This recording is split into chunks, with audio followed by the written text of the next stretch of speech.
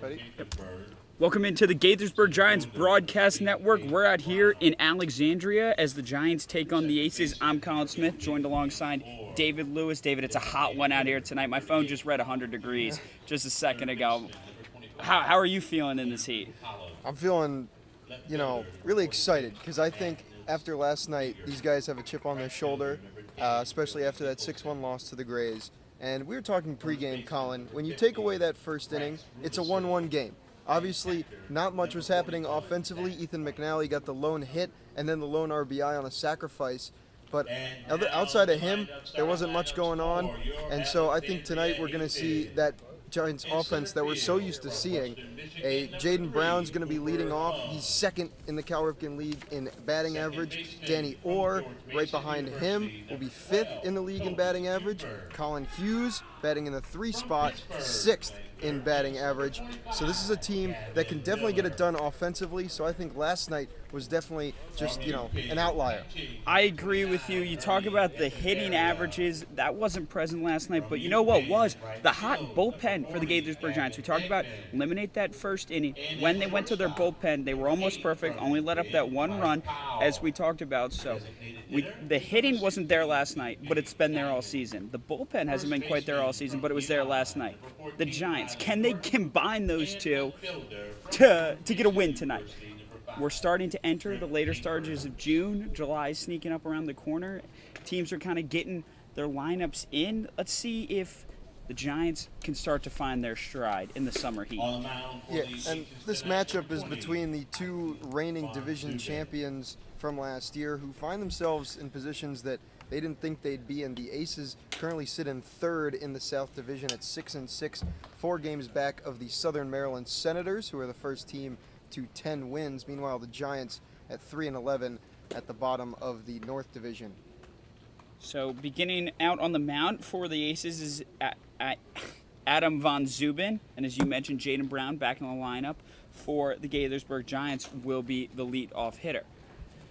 So it's a hot one. The umps, for a second, we didn't think they were going to show up. They were talking about canceling this game. Luckily, Blue is here behind the plate and ready, so we're going to have a baseball game today. 6:30, a bit of a different time start than what we're used to. Usually used to the 7 o'clock, so maybe that's what Gaithersburg needs is a 6:30 start just to get into it. Yeah, maybe a little earlier. Get their legs that are already warm so they don't cool off too much. I don't think there's much cooling off going here at Frank Mann Field. If there is a cool-off opportunity, I would love that. Certainly hot. So now Jaden Brown's going to step to the plate out of Ranger College. Ranger College is in Texas, so I assume that he's used to playing in the heat. This can't be too much of a big deal for him. Yeah, for sure. I mean, Jaden Brown, currently in the portal, has been trying to work his way back up to the D1 level.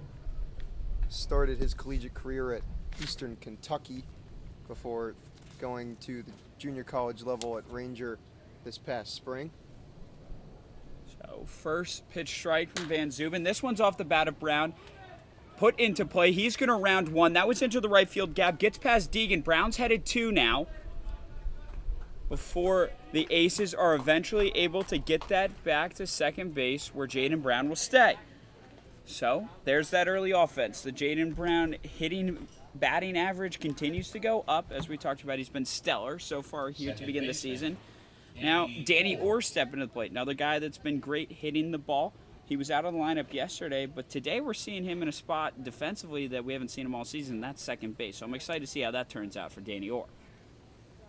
Yeah, we mentioned Danny Orr last night. Had 2 bats flying around the park at DC last night, and Orr, one of the only batters I've seen with no gloves, and somehow he's not one of the guys to lose grip on his bat. No, we'll have to see if the sweat comes into a factor to play tonight, if we see any loose bats, especially since it's equally as hot, I believe, and Orr still rocking the no-glove look. So Van Zubin checks back on Brown on second base, swinging a miss there from Orr. His helmet came off a little bit. I wonder if he got a haircut. It's a bit of a change in the head size. Collin Hughes shakes his head. Yeah, he thinks that's exactly what it was. Van Zubin sets now for the 1-1. First he checks back on Brown, who took a little skip off second base. puts that one into the dirt. We also saw a couple passed balls last night, so that's something to also look out for in this heat as the pitchers continue to have to deal with sweat on their palms.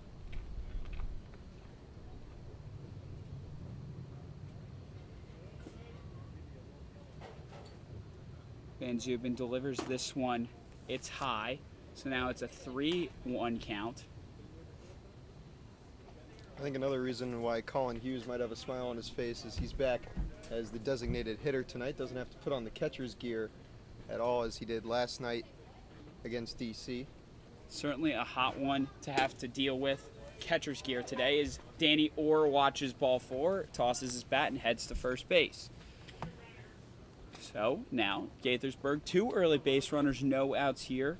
And they got their guy Collin Hughes, another one of those hitters that we talked about at the top of the game. He's currently in the portal looking for a new home out of VCU. He's been stellar. We mentioned last night that he's the reigning hitter of the week in the Cal Ripken League. And he's already got a guy in scoring position. Watches strike 1.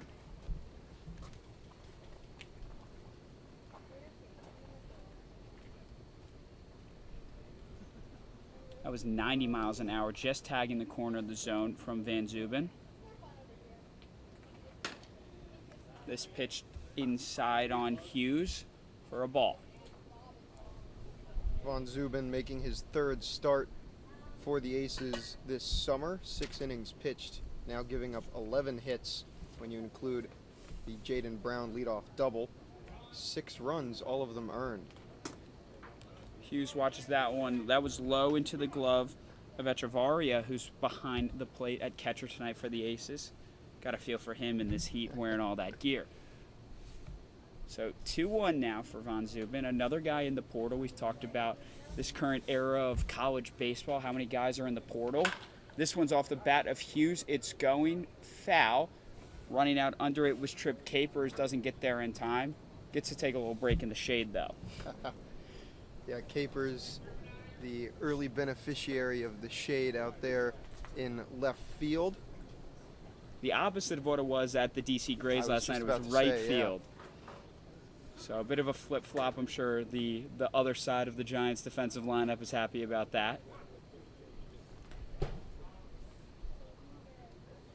Van Zubin watches Brown out on second base. This one's into the dirt. Handled well by Echevarria, though. So it's a 3-1 count. Powell out at short was kind of jumping back and forth following behind Brown, maybe looking for an early pickoff. And we keep mentioning the heat. I wonder how players like Andrew Holub standing in front of us feel about the heat, who plays at Iowa. So he starts the season in the bitter cold in the spring. This one off the bat of Hughes, that's into the gap. Sorry, not into the gap. I lost that one in the sun. I saw the shortstop moving. It was right into left field for Trip Capers to catch. I saw the shortstop moving. That's just what I went off of there, David. So the sun playing a bit of a factor for us here at the broadcast booth. Andrew Holub, as you just mentioned, the Iowa guy, seen his 2nd action of the season for the Gaithersburg Giants tonight. Came down from the New England League. You mentioned the bitter cold. You and I know a thing about that up in Syracuse. I think that's the reason there is no baseball team. There's too much snow on the ground. There's one at neighboring Lemoyne, though. Shout out Josiah Gray, one of my favorite Nationals. Holub watches strike 1. He's still got guys on first and second, Orr and Brown respectively.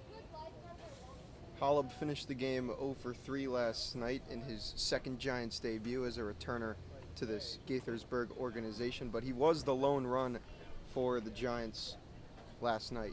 And Brown takes off. This one's going. It bounces up from Echevarria. Orr will take second as well. So, smart move by Brown to take off. It was mishandled by Echevarria. It kind of bounced in front of him. I haven't really seen that much this season. It's been a lot of pass balls, but that one bounced at, Yeah. Not sure where that hit. Might have hit his shin. Yeah, it looked like it bounced right into his knee pad, and heads up from Danny Orr to immediately read that far bounce and take second base. So now Gaithersburg has 2 guys in scoring position here early in the 1st inning. Only one out. Holub check swing on there. They call for a second opinion on if he went or not, and the middle infield umpire says he didn't. Hollab, a tall guy, 6'2", 240. He's got a long reach. It looked like he almost reached the plate, but he's able to control his arms just enough.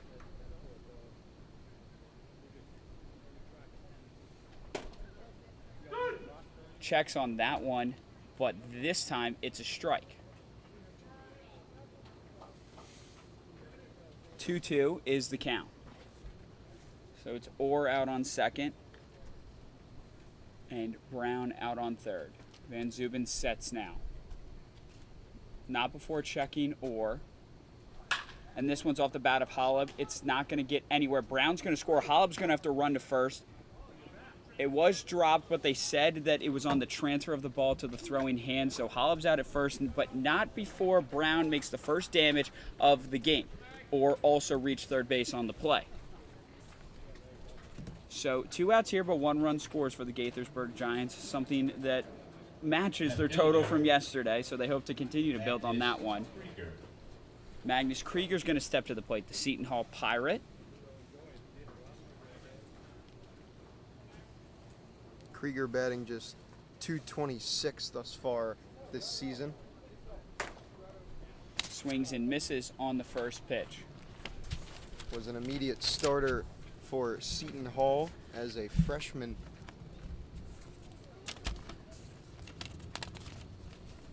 We've seen him both used as an outfielder and a designated hitter for this Giants squad. Watches that one. It's strike 2.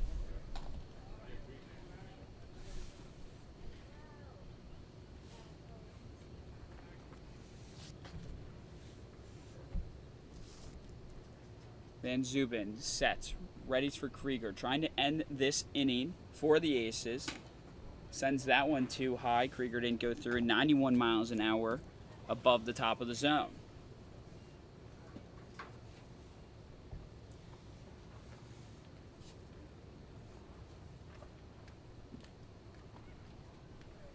This one off the bat of Krieger straight into the backstop here in Alexandria.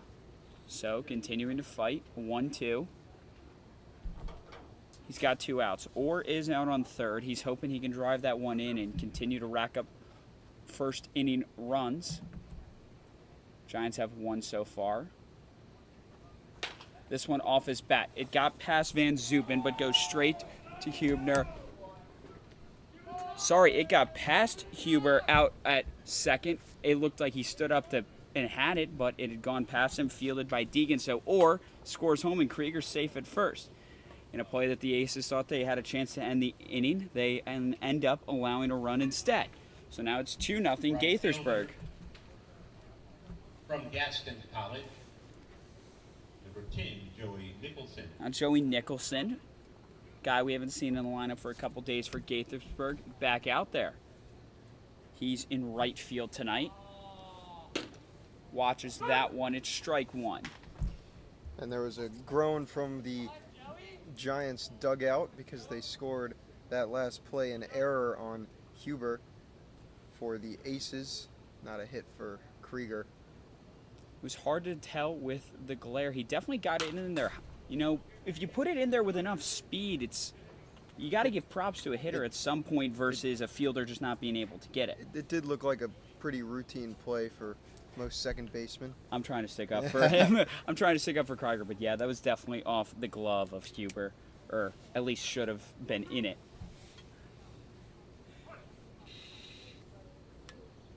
So 0-2 count now for Nicholson. Van Zuben sets. Delivers that one. Nicholson was leaning out of it, called strike over the plate just enough for blue behind the plate. So that's going to end the side for the Gaithersburg Giants. Not before they didn't deal any damage. They put 2 runs up on the board, already more than they did yesterday. So they look to continue that. The defensive side's headed out next here on the Gaithersburg Giants Broadcast Network.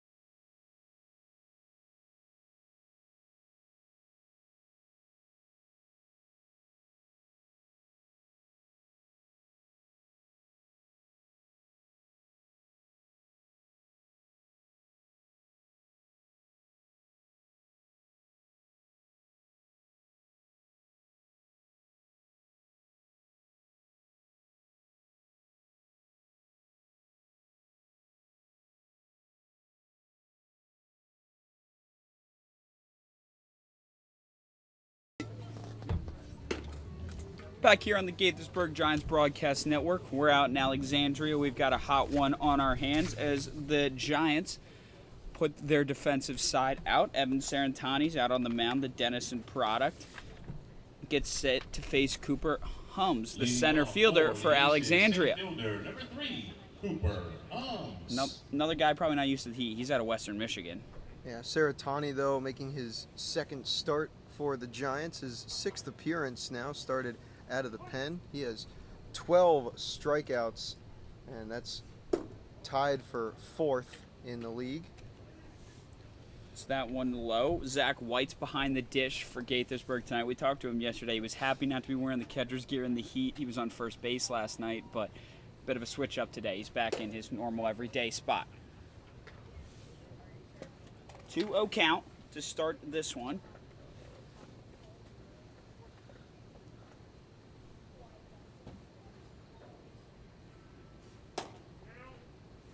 Hums watches this one for 3-0. Good eye so far.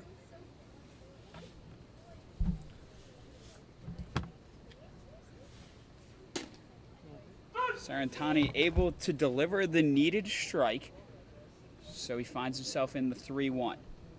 Cooper Hums with the highest average of the Aces lineup tonight, 308. That one too high for the zone, and Hums will jog himself to first. Second baseman, number 12, So, Toby Huber. The Aces will have their first base runner of the night. Sarantani now getting set to face Braden Hubner, who made that defensive error as we mentioned. Hums takes off. Zach White's going to attempt to throw him out.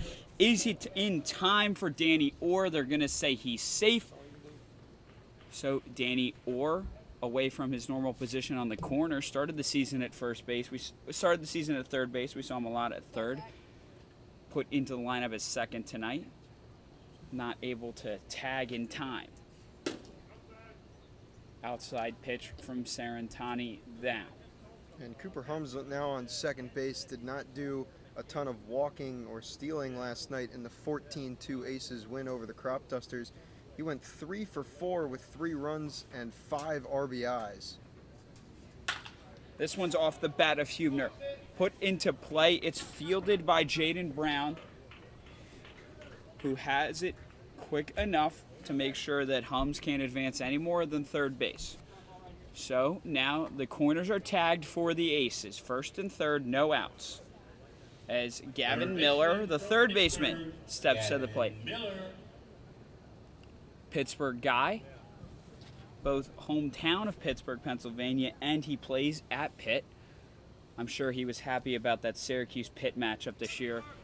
As he gets that one off his bat, Hubner took off for second, but he's going to have to circle back because that one was sent foul. So I talked about Kyle McCord, a couple interceptions in that one. I remember, I know you and I both want to push that one away. That was awful. I mainly want to talk about Syracuse beating Miami at the end of the season. That is the memorable one. That's the one I bring up to all my friends half the time. Swing and a miss there. It was a dropped ball. So, Hubner had taken off again. He does reach second this time. Another match. We beat Virginia Tech. I'm saying that because the Virginia Tech Northern Virginia campus is just directly behind us. So I have to bring up that we did beat the Hokies as well. Those are the 2 games I bring up most to my friends. Sarantani sets to deliver. This one, again, off the bat of Miller. White pops up, hoping it would be a catchable ball, but lands on the roof here. Yeah, you're probably thankful that it landed on the roof. Yes, not my car. That's why I moved. Did you end up moving that? I did end up moving my car. Hopefully, I didn't move it into a worse spot. I think I'm far enough away from the field now. But you and I definitely heard a car get hit at Big Train the other day. There's a swing and a miss from Miller, and he will be retired by Sarantani. So 2 runners in scoring position for the Aces. But Sarantani able to put an out there. So, Ernie Echeverria, the catcher tonight, steps up to the plate. He's at a UPenn, the first of 3 straight guys in the Aces lineup that are Quakers. Sarantani sends a first pitch ball. Saw another Penn Quaker last night against DC. Andrew Ruggieri, a Giant from 2 years ago.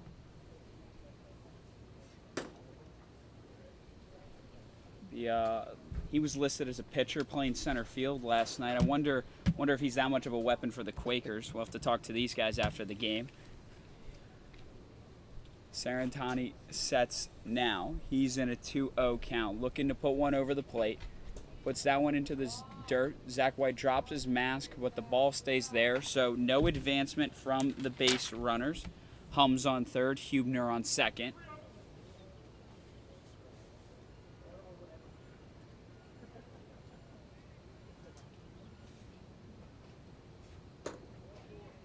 There's ball four delivered by Sarantani. So, Echevarria will take first base. Base is now loaded for the Aces as the second of the third Quakers, Gavin Degman, the right fielder, heads to the plate.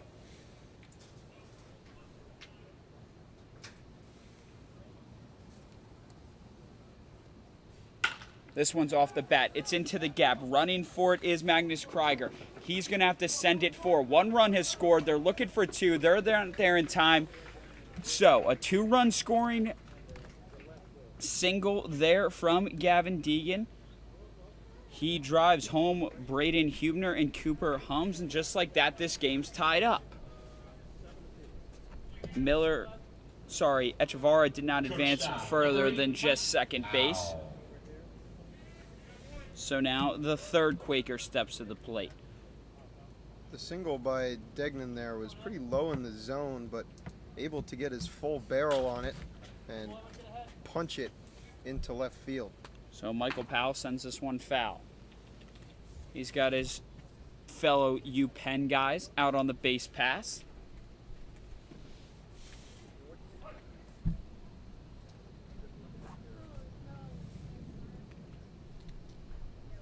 As Sarantani sets. It's 0-1. Delivers strike 2. He's got 1 punch out in this inning.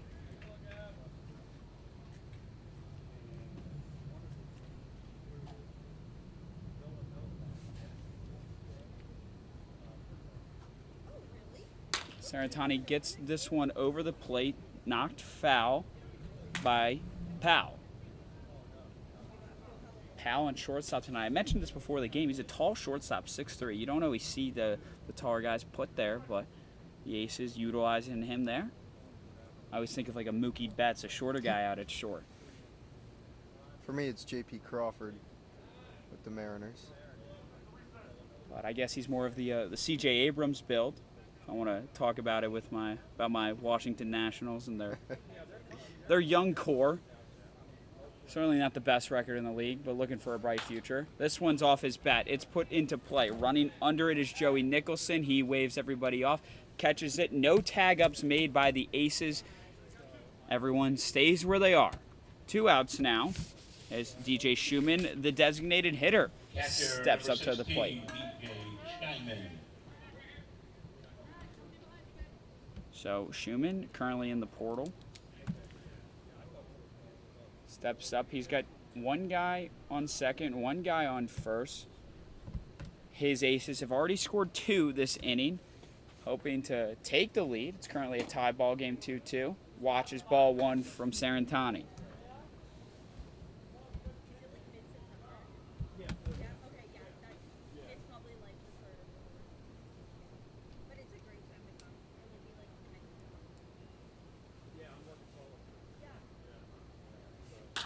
This one's off his bat. It's put high in. Freddie Diaz waving everybody off. Makes the routine catch. Sun doesn't bother him, and that will end the side of the bottom of the first inning. The game's tied up now, 2-2. The offense is going. Stay with us because there's more to come on the Gaithersburg Giants Broadcast Network.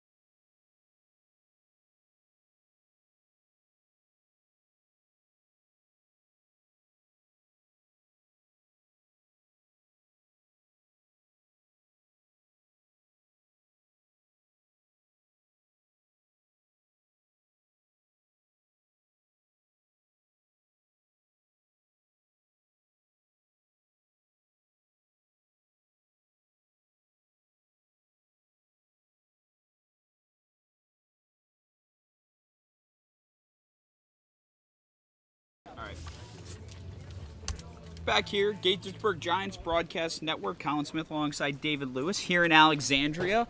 It's a 2-2 game after both teams scoring a pair in the first inning. For the Giants, Bryce Rudisil's going to step to the plate, hoping to get the offense going here in the second for your Giants. He's still facing Adam Van Zubin out on the mound for the Aces. Rudisil watches ball one.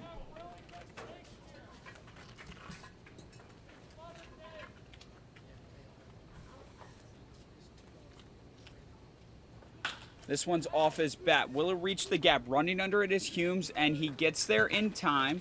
So Rudisil circles back to his dugout. Zach White steps to the plate, playing catcher tonight. Saw him out on first base. Manager TJ Brockway likes to use all his guys behind the dish. We saw all three in action. See two of them tonight. Collin Hughes is the DH. University of Louisiana Monroe. So Zach White. Zach White, a ULM guy, South. He also lives in Louisiana, grew up there, so I assume that he can deal with the heat and the humidity. Check swing on that one. They're going to say he didn't go?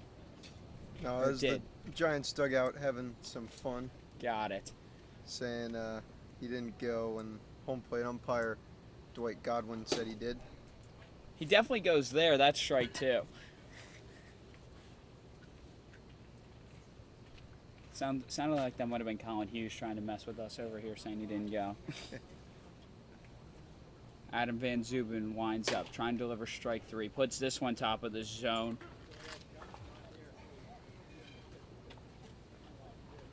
So it's a 1-2 count for Zach White.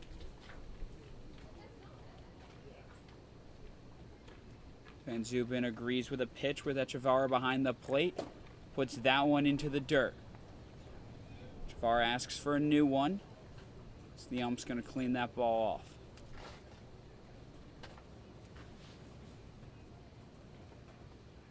Zach White resettles himself outside the batter's box. He finds himself in a 2-2, one out here in the top of the second.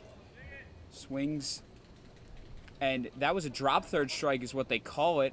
I believe Zach White did not notice at first that it had been dropped, so he took off eventually, but it's very rare that you ever see a drop third strike lead to a on base. Leadoff batter, center So fielder, now Jaden Brown. Sorry, this should be Freddie Diaz stepping to the plate. PA announcer got me all confused. Jaden Brown's only right here in front of the on-deck circle for us. It's Freddie Diaz at the plate. Shortstop tonight out of Davidson College. He's got 2 outs. Sends this one off his bat. That goes foul. No car alarms going off, David. I think we're both okay.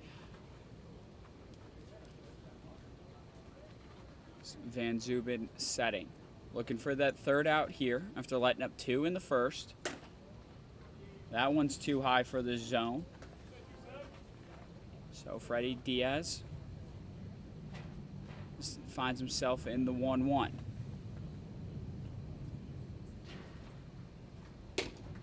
This pitch in the zone. Diaz thought about it for a second.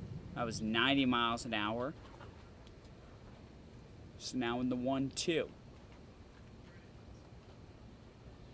Bottom of the order man for the Giants, hoping to get on base and get back to the top. Swings and misses on that one. Van Zubin heads back to his dugout after an effective pitching outing. So now the Giants are going to take a break and head back to defense. We'll also take a break on the Gaithersburg Giants Broadcast Network.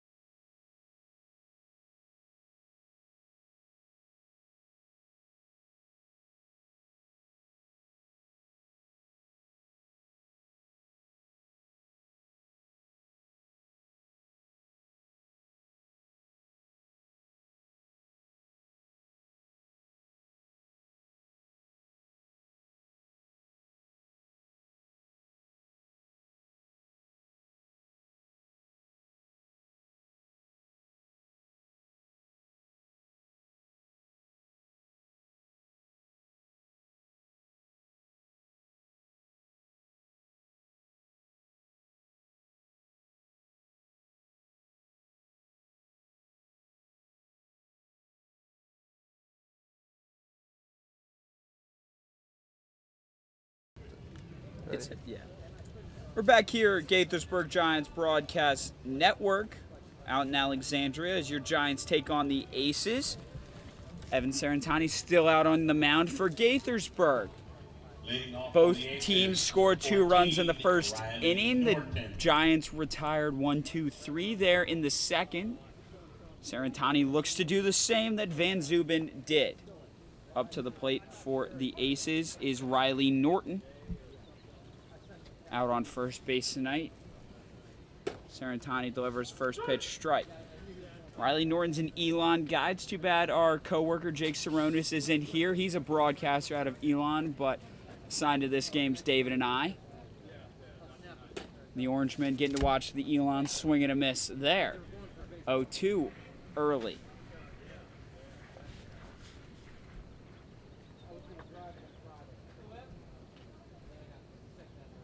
Sarantani looking to make it a 3-pitch at bat.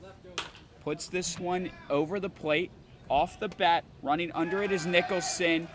He dives, doesn't handle it. Picked up by Danny Orr. So just like that, Riley Norton gets to first base with that hit.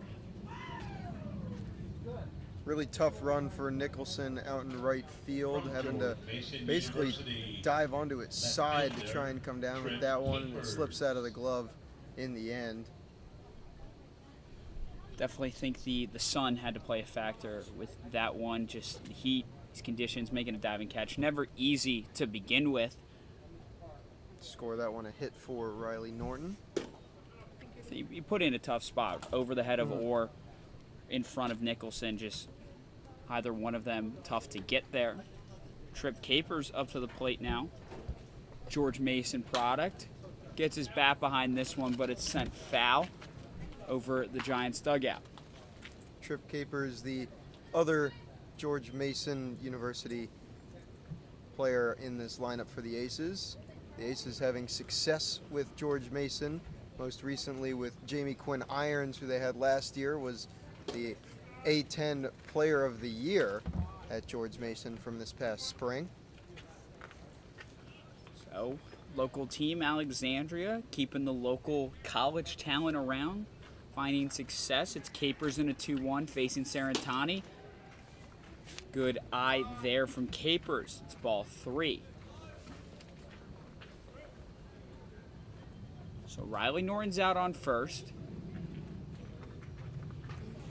Sarantani's already gotten himself 1 out this inning.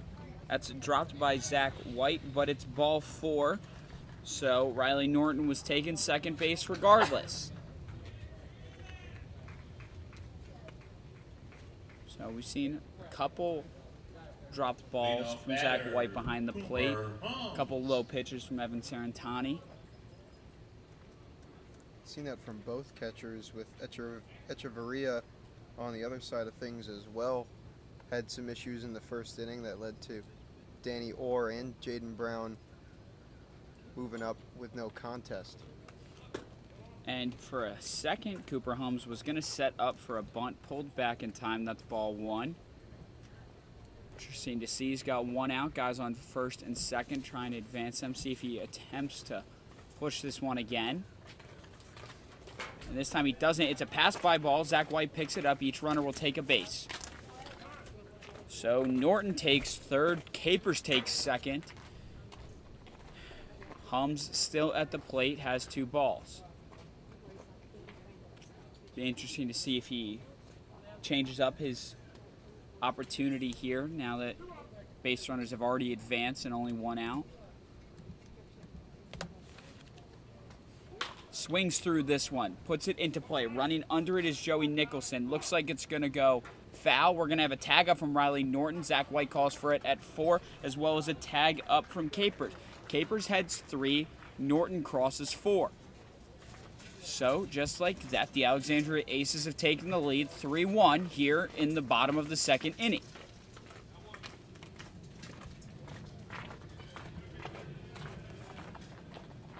Second baseman Toby Huber. So that pass-by pitch allowed Norton to advance to 3, which was then put in scoring position by the sacrifice fly. Another ball bouncing into the chest of White behind the plate from Sarantani. Kind of shades of the first inning for Saratani. Gave up a walk and a single in his first two batters. Flip-flopped them this time around before he got his first out, but it's another RBI for the Aces. This one's still not in the zone. Braden Huber at the plate watching ball 2. He's working with 2 outs. He's also trying to get Trip Capers safely home from third base. This one's off his bat. Running under it is Krieger. Will he make the catch? No, he won't, because it's over the fence. And just like that, 2-run score for the Alexandria Aces as Braden Huber drives one out of here over into the trees here in Alexandria. And the Aces have extended their lead. Run by Huber is his first of the season. PA announcer lets us know that that was Huber's first run of the season. So he made that error in the first inning, but I'm sure his team has completely forgotten about that one. Their Goldfish short memory as he knocks that one deep. Sarantani's going to have a meeting with manager TJ Brockway and the infielders for the Giants. These are the shortest foul poles in the Cal Ripken League at 308 down that left field line. And that ball went 312, almost 313 on our track man.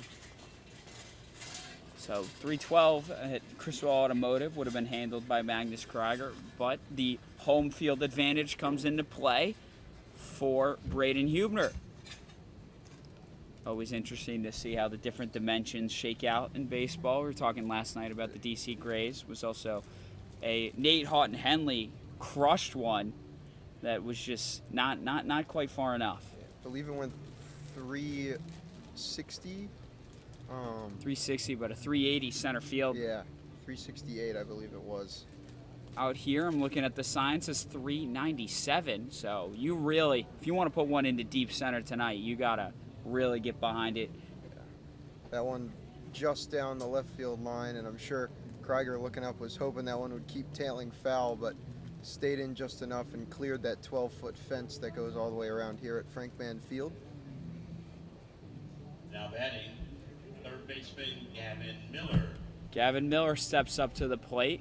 Sarantani remains out there for the Giants. He delivers that one high for ball 1. The ump's calling for the music to be turned off. They left it out there as play was still going on. Zach White getting some instructions from the Gaithersburg dugout.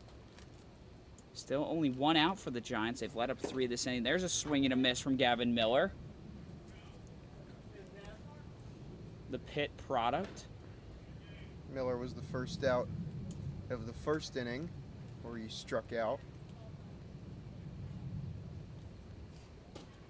This one put too far inside. 2-1 count. Miller facing Sarantani.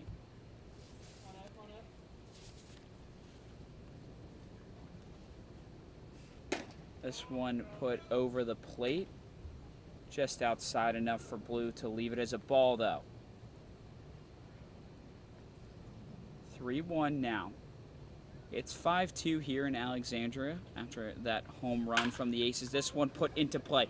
Diaz was in the wrong spot for that one. Gets past him in the gap, and just like that, they have another base runner. Gavin Miller out on first. Catcher, number 29. Catcher, Ernie Echeverria. Ernie Echeverria steps up to the plate. The Penn Quakers back in the rotation now. All 3 of them going back to back to back. He's got 1 base runner to work with, 1 out to deal with. Sarantani sets. Puts this one low. No call from the umpire. Yeah, it kind of looked like the umpire almost wanted to give that strike 1 call the way he positioned his hands, but that one tailing way low and outside. He certainly made some motion. Nothing that would be considered a strike call, though. That one bounces off the glove of Zach White, but he handles it nicely for no advancement from Gavin Miller.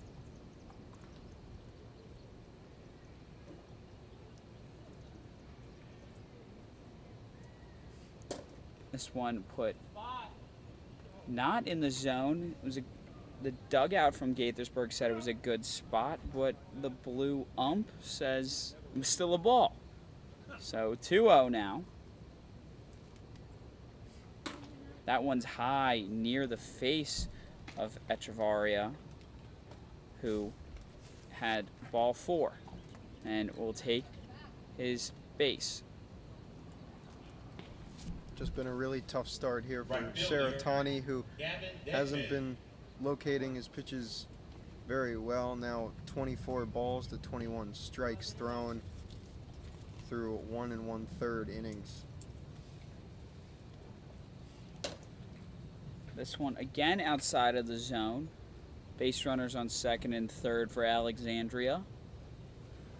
Miller and Echevarria after Braden Hubner cleared the bases with his home run.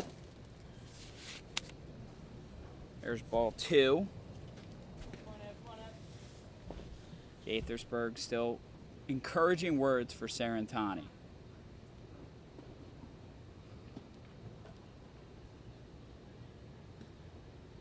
He checks back on second, now delivers.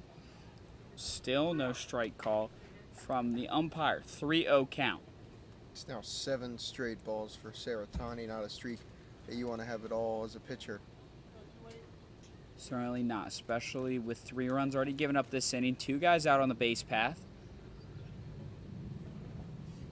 Does not find the zone on that one, and bases are loaded now from Evan Sarantani. And manager TJ Brockway is going to head out to talk it over with him. And with that, I believe his day will be over. There's already been 1 mound visit, and Gaithersburg will turn to their bullpen.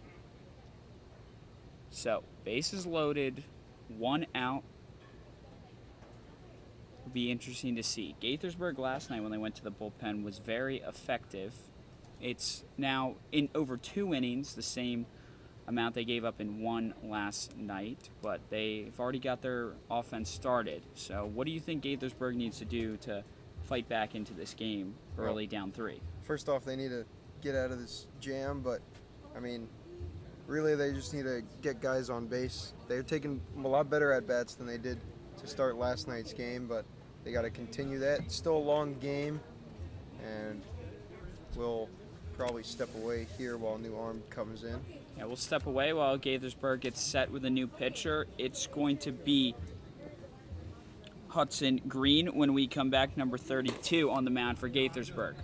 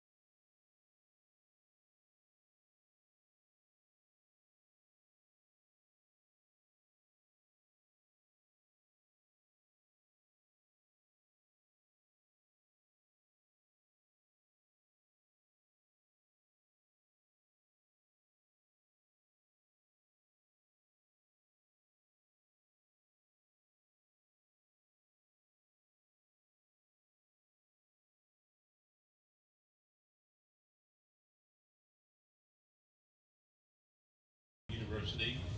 Number 32. Back here at Gaithersburg Giants Broadcast Network.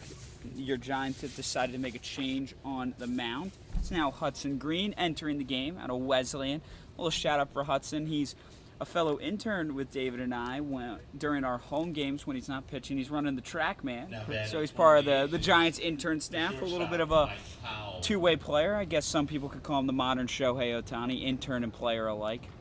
Well, you know, the big trend, and I've mentioned it before, had Trevor Orth come out of their intern staff and throw innings for them. So, but Green originally brought for his ability on the mound.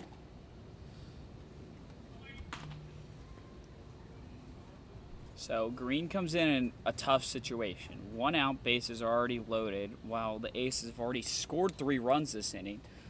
Looking to escape this one. Does not find the zone on that pitch. 2-0 as he's facing Michael Powell. Shortstop out of Bullpen.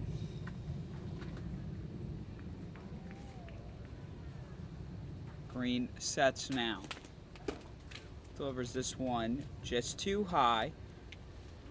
Yet to find the zone in his outing today. He's in a 3-0 count. Michael Powell not trying to walk a run in here. He's going to need to put it over the plate. Finds the zone on that one. So this battle will stay alive. And that breaks a streak of 11 straight balls thrown by Giants pitchers combined. He finds the zone again. So Hudson Green fights back from down 3-0 to get into a full count situation against Michael Powell.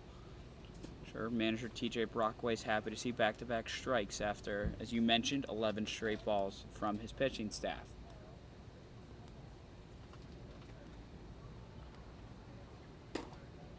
This one sent just too far inside for the full count. Powell will take first. Everybody will advance a base, including number 25, Gavin Miller, touches home plate to put on the 4th run of the inning for the Alexandria Aces.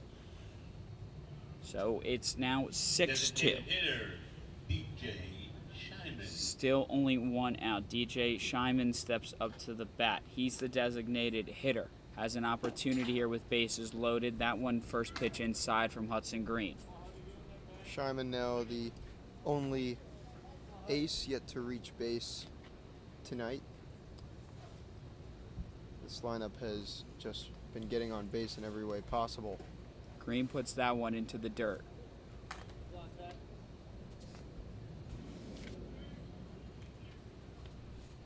So 2-0 now for the Giants. And Green on the mound. This one is off the bat of Schumann. It's high. They're chasing it, and they're going to watch it. It doesn't go over the wall. Looked like Magnus Krieger thought it was going to. He stopped running. We mentioned center field was deep. 3-run score for the Aces after the confusion, thinking it was a home run, not over the wall. Schumann reaches second base, and the Aces continue to rack up runs here in the 2nd inning. 3-run double from Schumann. There was confusion over here. We heard on the Aces broadcaster say it went over the wall. Looked like Jaden Brown and Magnus Krieger thought it was going over. They stopped running for it, but looked like it clipped the fence, lands on the inside, and they had to make a play. So it's now 9-2. Aces are up. And manager TJ Brockway is going to take a moment, talk it over with the infield umpires here. Yeah, it looks like TJ wants to talk about a play that happened at first base. Not exactly sure what they're talking about, but now TJ Brockway will return to the Giants dugout. That ball went 372, 99 off the bat. A lot of power from Shyman there. That would have been a home run in a lot of the other parks, but we mentioned it's short foul poles here, only about 308, but it's 397 to deep center, and so that one did not reach over. Back up to bat is the Elon man, Riley Norton. And also the 12-foot fence I mentioned earlier. It's a little hard for us to fully track that fly ball because of how deep it went in the sun going right into our eyes, but either way, going off the top of that 12-foot wall and Krieger doing the best he can throwing it in.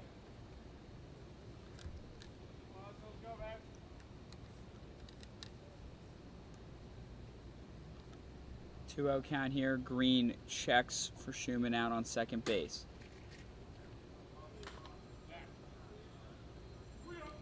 3-0 count now. White getting some instructions behind the plate from his dugout.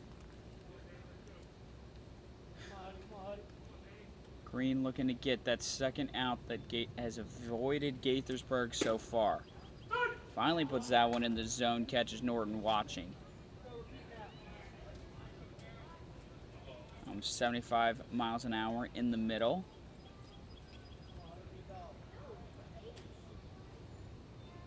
Watson checks back on Schumann.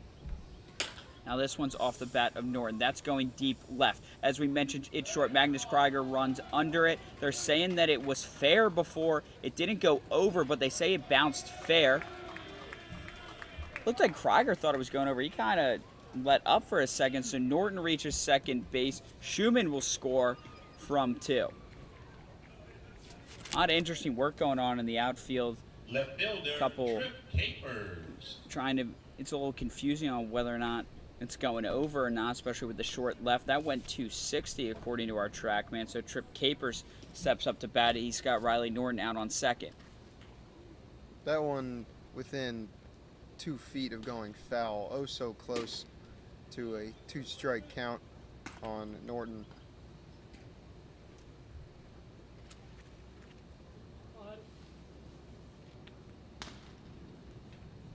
Green checks Norton out on second base.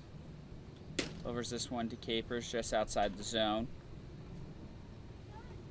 So a 2-0 count here. Gaithersburg has not seen an out in a while. 8 runs scored for the Aces this inning. As Green finds his zone on that one, 65 miles an hour.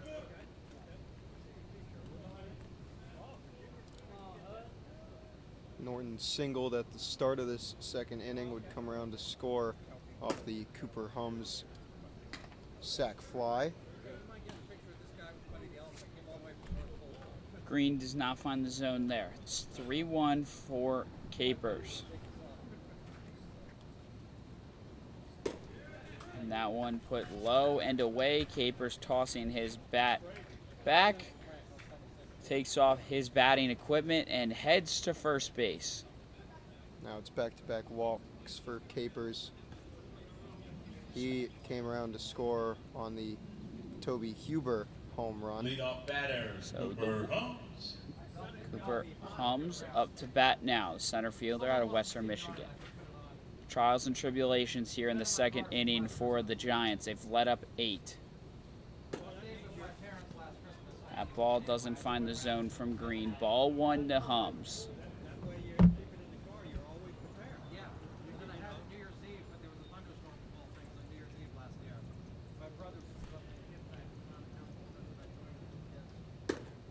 This one high and outside of the zone. Good eye from Hums to continue to watch it. Finds himself in a 2-0 count.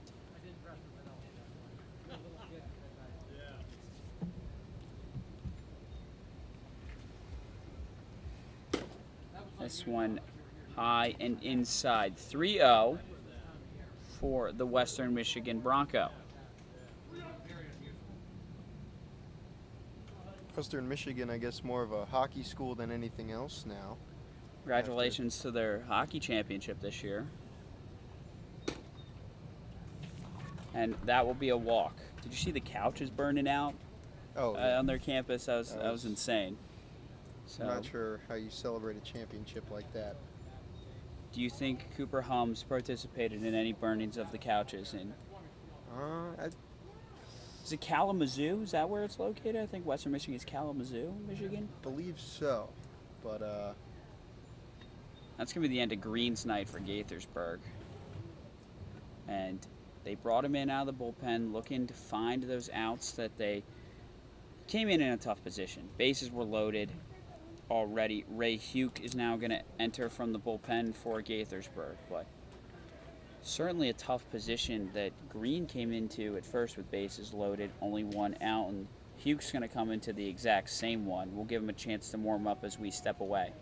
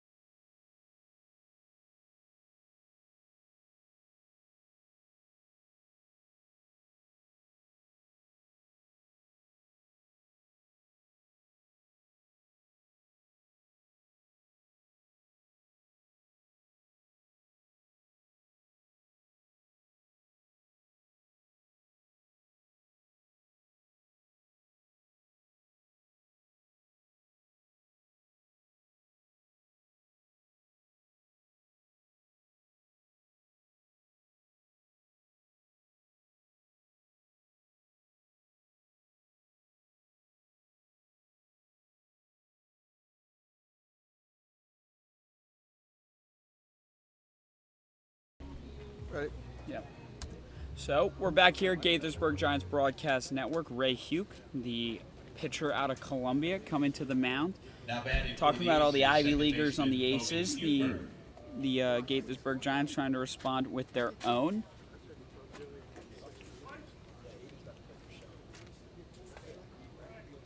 As Braden Huber, the man who knocked one deep already this inning, gets back up to the plate. So looking to add on. It's still only one out, just as it was when he stepped up last time ago.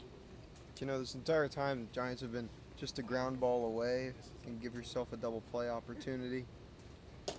Bases are loaded now. That passes by White, and just like that, Riley Norton's going to steal home. There's going to be a tag from Huke. They're going to say Norton is safe. So, a pass by pitch. Bases no longer loaded as Norton scores. That's the closest we've seen on a throwback to a pitcher to an out at home plate, but nothing to show for the Giants. Yeah, Hugh thought he got the tag in on time on Norton, but unfortunately for him, it's yet again 2 runners in scoring position. That one's low and into the dirt. Huke out of Columbia. Earlier today, as I was sitting in the parking lot, I saw a story about the Marlins had a debut last night of it was a pitcher out of Columbia. He was drafted like 293rd, and he made his MLB debut after 6 years in the minors. So, Columbia pitchers recently in the news as Braden Huber gets the 4-ball walk there to load the bases once again for the Aces. So, Third baseman, Huke, Gavin a Miller. sees a Columbia alum reach the MLB. Wonder what his dreams and aspirations are of that. He needs to get Gaithersburg out of a jam here. Bases are loaded once again. Still only 1 out. Swing and a miss there from Gavin Miller. Third baseman out of Pitt. 11 runs scored by the Aces. 9 of them this inning. Almost tying up. You mentioned they had 12 last night against Crop Dusters? Yes, actually, they have been 14. 14, wow. So they're well on their way to trying to match that mark, only through the bottom of the second here. Yeah, 14-2 was the final last night. Ray Huke here. sends that one low for a ball, 2-1.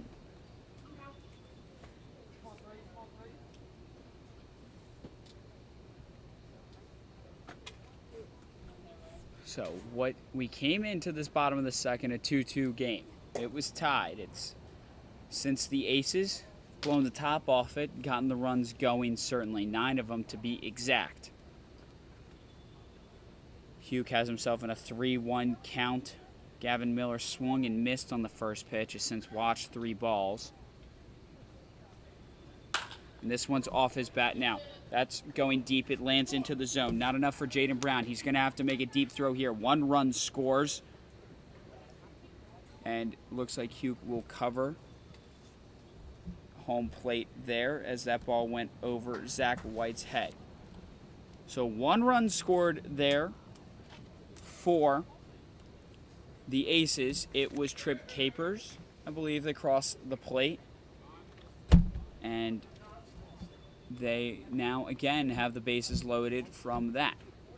The deep center field was not enough for Jaden Brown to get under that ball Catcher, here. Ernie Echeverria. And now Ernie Echeverria steps up to the plate after Gavin Miller has another RBI for this Aces squad. It's now 12-2 in Alexandria. Still only 1 out for the Giants.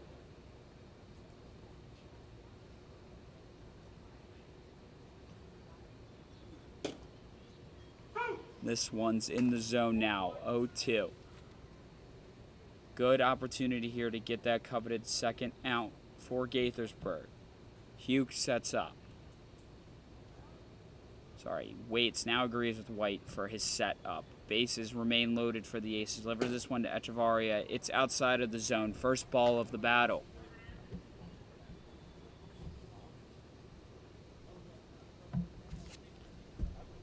trip around the bases. It's Gavin Miller on first, Braden Huber out on second, Cooper Hums on third. This one's off the bat. It's going deep. Sorry, high regardless. Danny Orr now calls that he has after Freddie Diaz was the original one tracking it. So there's the second out.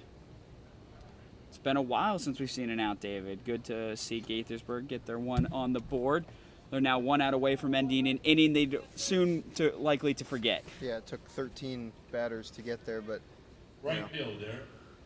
it is a long game. You can chip away as much as you can. And you hope that the bats can come alive as they did in the first inning for Gaithersburg. Well, we've seen the Aces bats come alive here in the heat. This one it's going to go to Holub. He's going to try the throw to first. It's low, and it gets past Rudisil. 2 runs will score for the Aces as both Huber and Hums pass the plate, and Gavin Miller heads to third base. So that drop from Rudisil on first means that the damage continues for the Aces. That's just a really tough break for Ray Huke. Get the ground ball to end the inning and finally, end what has been a disaster for Gaithersburg and just an error on the throw from Holub. We talk about how last year he was pretty much only at first base for Gaithersburg, and in his second game is back-to-back nights at third. And Gavin Deegan took off to second base there. No throw from Zach White, not trying to risk an overthrow. So just like that, 2 runners in scoring position in a already damaging 12-run inning for the Aces. This one off the bat. It's going to go into right field. It stays fair. 2 runs are going to score as rounding the bases is Michael Powell. He's headed 3. He's going to get there safely. Holub catches it, but no, it goes past Holub. So just like that, Michael Powell's going to walk himself home. That's an inside the park home run for him. It was sent into deep right field, finds all 4 bases, and the Aces continue to rack up runs here in the bottom of the second inning. And David, it doesn't get much better for the Giants. The Aces continue. That was inside the park. That's not what you want to see. It's been a struggle pitching, as we see there. It's a struggle fielding as well. Yeah, I'm not really sure how to have a reaction to that. I've never seen this many runs, 15 now, put up on the board in a single inning as we get our first substitution of the game. Now batting for the Aces, designated hitter, DJ Scheinman. DJ Scheinman. Got a head fake there from the umpire. Looked like he was getting ready to make a substitutional change. Well, I'm not sure they need one. It's what the Aces lineup. It's been working for them so far. The bases are cleared for Scheinman. He's got 2 outs after that inside the park home run from Michael Powell. One he's going to remember, able to drive in his 2 fellow Quakers with his hitting. This one's off the bat of Scheinman. Is this the third out? Freddie Diaz calls for it, waves his hand, and it's there. 3 outs finally for the Gaithersburg Giants, but not after damage is done by the Alexandria Aces. It's now 17-2, 15-run inning for the Aces. That was an action-packed inning. Not sure if we'll see a repeat of that anytime soon. But as they step away, so will David and I on the Gaithersburg Giants Broadcast Network.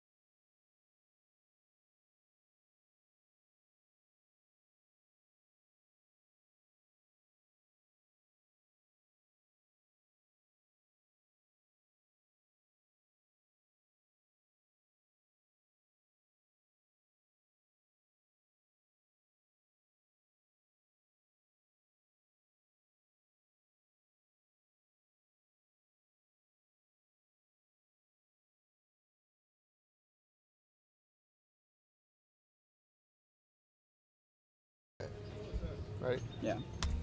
We're back here at Gaithersburg Giants Broadcast Network. David and I just witnessed an all-time high, I think is what we've seen for runs in an inning, 15 from the Aces. So Giants fans not too happy about that one. It's 17-2 here in Alexandria.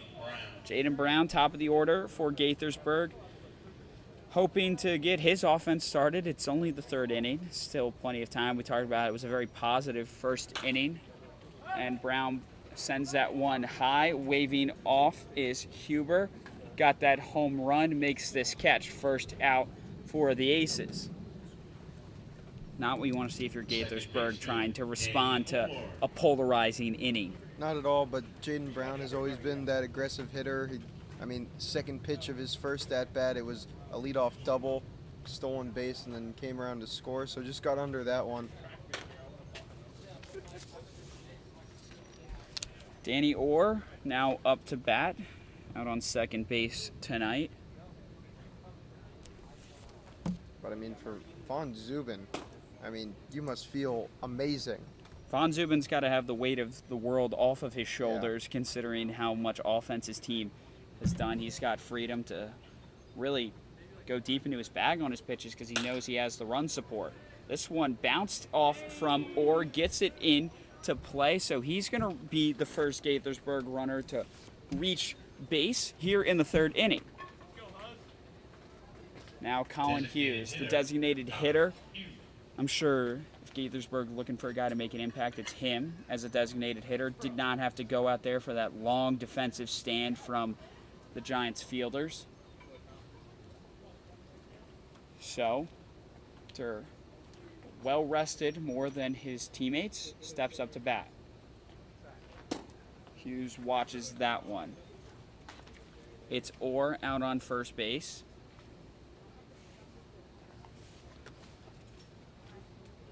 So Van Zubin has had the run support, delivers a second ball there.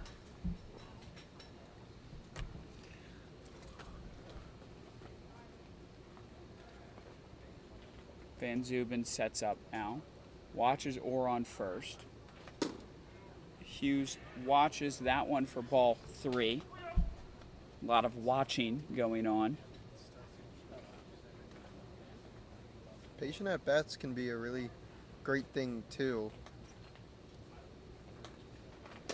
Hughes watches ball 4. I'm sure the Gaithersburg fielders would love an extended offensive outing, give themselves a little bit of a break after what was one of the longest innings we've seen all year, as we mentioned, 15 the Aces runs. batted around exactly 2 times. So what you do at the plate in a single at-bat is not going to be the end-all, be-all at this very moment. So see a few pitches, and if you got one you really love, then go ahead. But base runners are way more valuable for the Giants in this spot. There's a strike for Holub now at the plate. Van Zubin again finding the zone.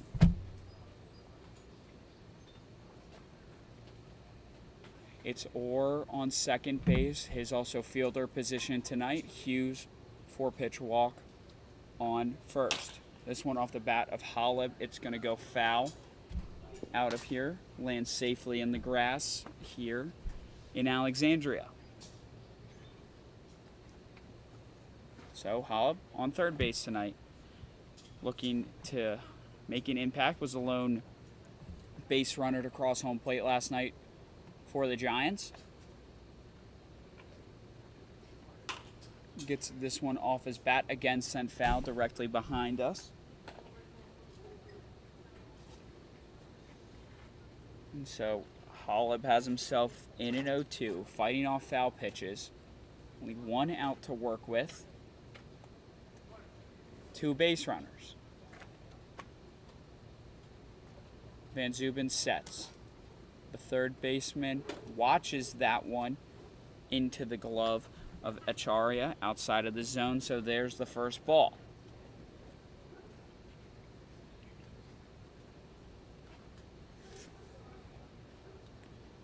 Now, can the Hawkeye make his first offensive impact terms of batting for Gaithersburg. He watches that ball, gets himself to the 2-2.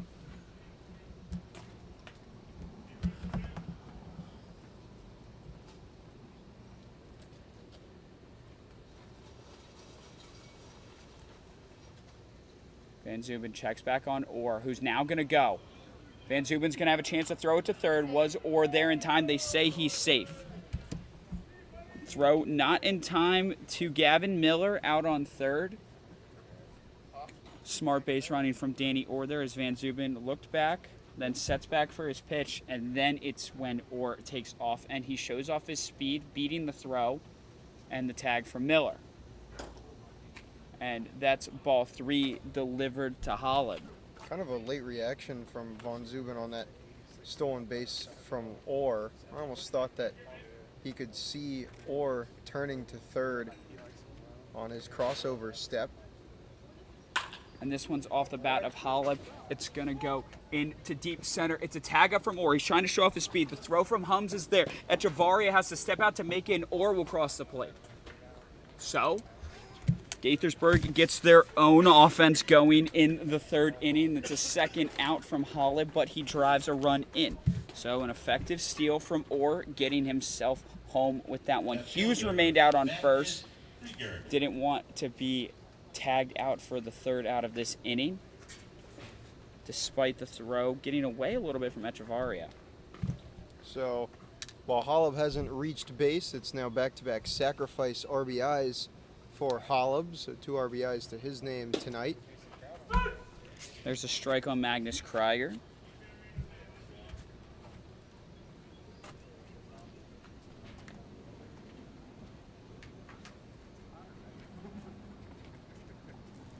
Now Van Zuben sets. He throws one to Hughes. Wasn't taking much of a lead, but he tries his luck anyway, tossing it to Norton, his first baseman. David, I'm just waiting for this sun to go right behind the trees. It's so close. It's been in our eyes since the beginning of this game. There's strike 2 on Magnus Krieger. I was wondering when that would be mentioned. Yeah, I've been eagerly waiting for this too. Can take off my sunglasses.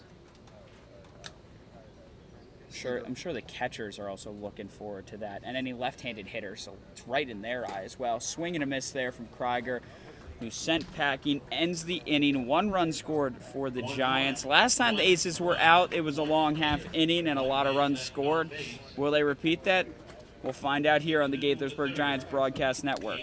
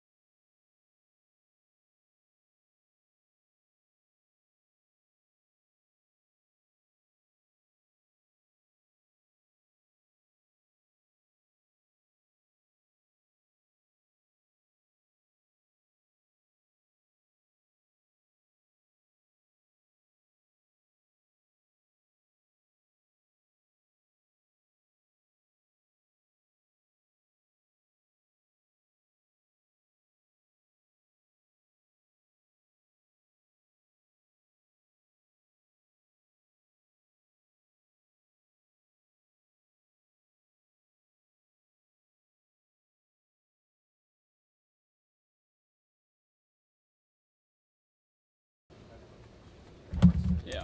We're back here in Gaithersburg. Last time, Gaithersburg Giants Broadcast Network, we're in Alexandria. Last time the Aces were up to the bat, we saw 15 runs. Not sure if we're going to see a repeat of that this inning, if ever, at all this season. But just like that, Riley Norton is going to step to the plate. Leading off for first baseman Riley Norton.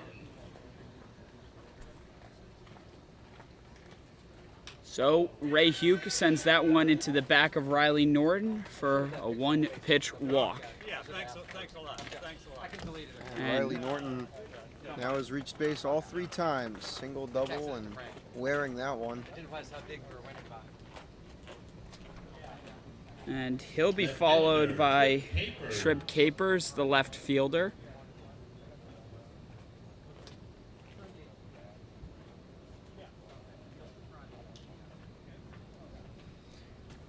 Ray Huke remains out on the mound for Gaithersburg.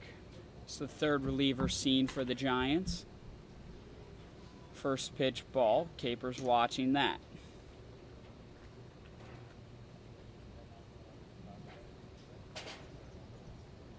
Huke sets now. This one off the bat of Capers. It's going to get past Diaz in the zone. Magnus Krieger's going to be the one to run up and catch it. That's a base hit for Capers, and Norton heading to second. And I was going to say that Trip Capers had yet to use his bat, had walked back-to-back times, but broadcaster's jinx, I didn't even have to say it. It was just in your head this time. That's unfortunate.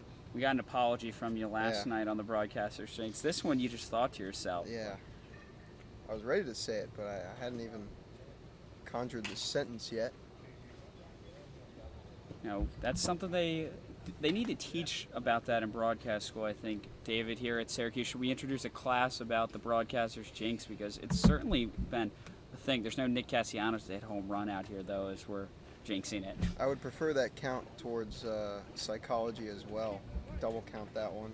Yeah, get rid of a gen ed. Exactly. Get 2 credits out of the way. It's a throw from Zach White on Trip Capers. Catches him in a pickle. Riley Norton's holding on second base, knowing that he's going to be out. Capers trying to avoid it. Smile on his face, and he's tagged out by Bryce Rudisill. So Riley Norton just stayed set on second base despite Trip Capers doing a little bit of a Jack Sparrow run towards him, crossing feet over. Norton didn't want to add himself in the dugout, avoiding a double play there. So smart job by White. I'm sure he's trying to get out of this inning a little bit quicker than the last one. First out.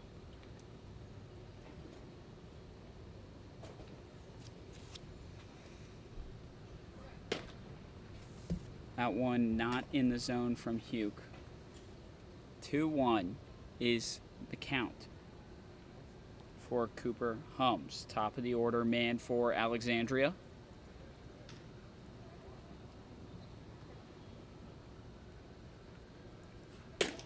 This one put over the plate. 89 from the man from Columbia.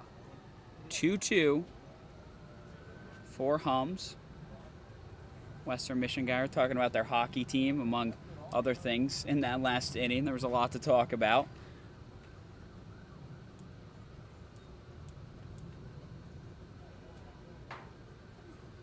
That one's just high and outside from the pitcher. Huke. 3-2 full count. 1 out here in the bottom of the 3rd. Already seen one throw out from Trip Capers out there on first. Still Riley Norton, this first baseman from Elon, taking his lead off second. This one put outside, and Cooper Hums will take his pick of first base. 3 walks for Hums. Talked about his night last night with 5 RBIs, 3 for 4, but has just been patient up at bat. Sometimes when you have such a successful game the night before, you're always eager to try and use that bat immediately the next day, but Hums being a little more patient. Showing his versatility, patience, hitting. Now Braden Huber, the second baseman, already knocked one deep tonight out of George Mason, steps up to bat. 1-0 to begin.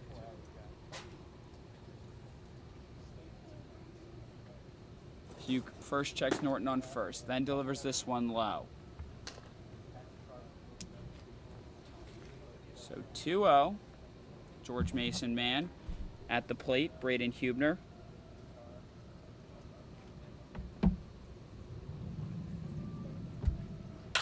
This one was sent directly back to Hugh. Is he going to be able to field it? He tries to turn it to first base. It's held well by Rudisil off the bounce, and that's going to lead to loaded bases for the Aces. Theme we saw last time around, loaded bases, 1 out. That one put middle, came off the bat at 95. Sounded like it hit mostly Hugh's glove. He looks to be all right as he takes a minute to reset, but that ball traveled a long way off his glove and had the middle infielders push towards second base to see if they could try and turn a double play. Will Tomey pinch hitting for the Aces now. Coming out of the game for Gavin Miller, who's out on third base. He's headed to Michigan. Played high school ball at a rival of mine, Georgetown Prep.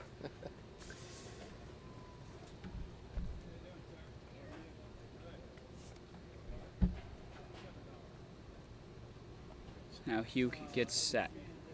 Bases are loaded for Tomey. Swings and misses on that one.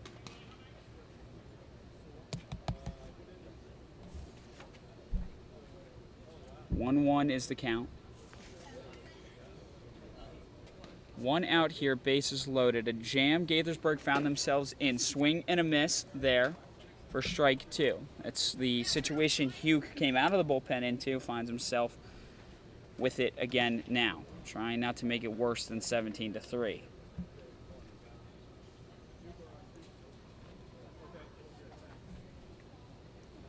That one's high, handled well by White, not giving Norton a chance to take home.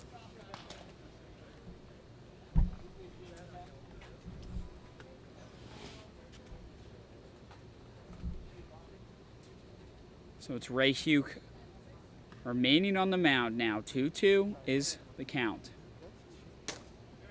Puts this one low to give ball 3 to Will Tomey, the 6'4" incoming freshman. Hugh trying to locate his put-away pitch. Tomey started this at-bat really eager, as this is his first at-bat of the game. Swings and misses there on that one. The runs are up. Tomey was trying to add to it, is not able to. So, Ernie Echevarria, the catcher out of Penn, is going to step to the plate now with 2 outs. Bases still loaded for Alexandria. Now batting catcher Ernie Echevarria.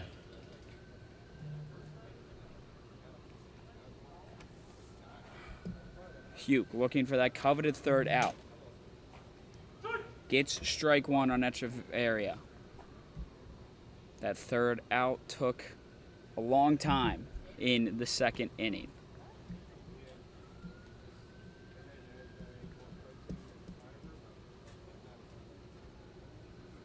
This one's off the bat. It's going to go right to the 3rd baseman, Holub, who's going to have an easy force out tag. And just like that, that ends the 3rd inning. Less damage done than the 2nd, but it's still 17-3 here in the end of the 3rd inning. Stay tuned on the Gaithersburg Giants Broadcast Network.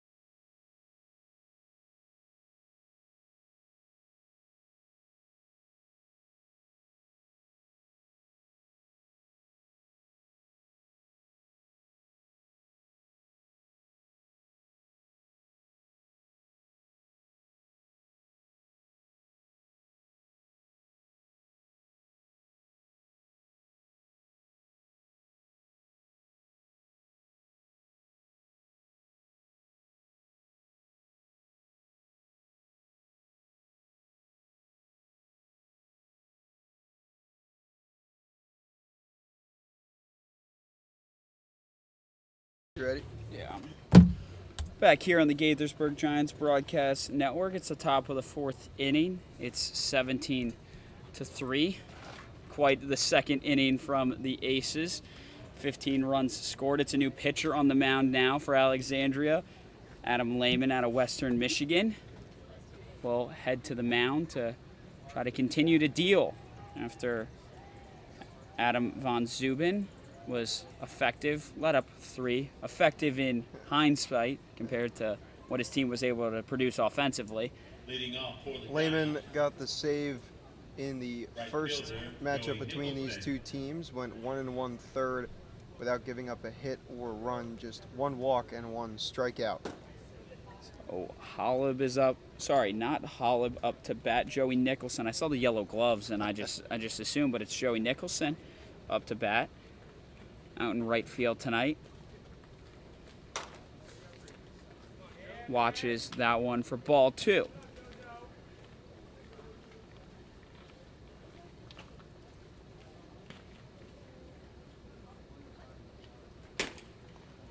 Watches that one for the first strike of the at-bat. Top of the fourth inning here in Alexandria, Frank Mann Field.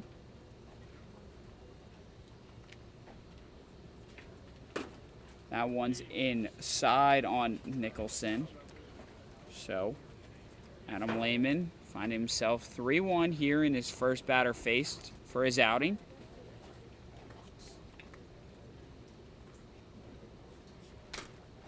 And that one is tipped by Nicholson. Lands in the glove of Echevarria regardless. It's now full count. It was 88 miles an hour. Just clipped the top of the strike zone. And this one's off his bat. That's high into right field. Running under it is Deegan. Makes the catch right to his left hand. And Nicholson is retired to his own dugout. 1 out here, top of the fourth. First baseman Bryce Rudisil Rodishill. heads to the plate now for Gaithersburg, the man out of Mount St. Mary's.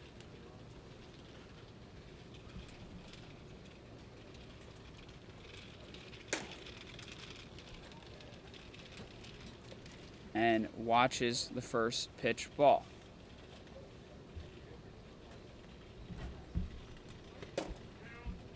That one too low for the zone from Lehman. 2-0 count.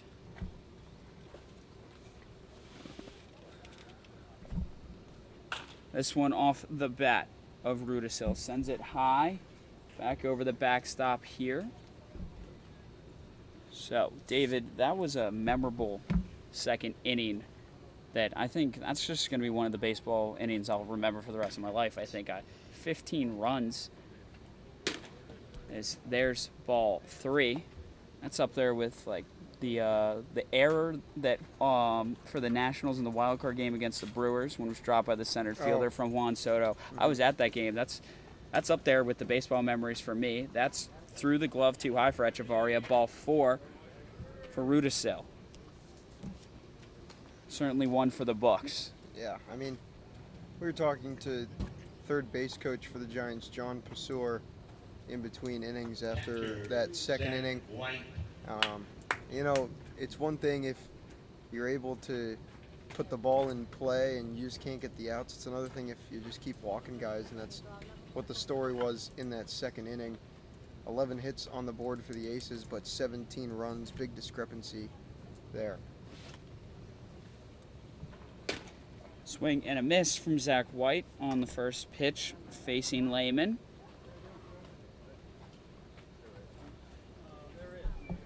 So Bryce Rudisil out there on first. Now White working with 1 out.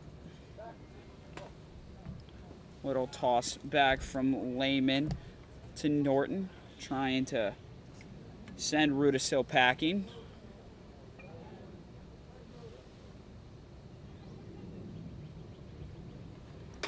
This one's high on the zone for White. Watches it. Good eye to find the 1-1.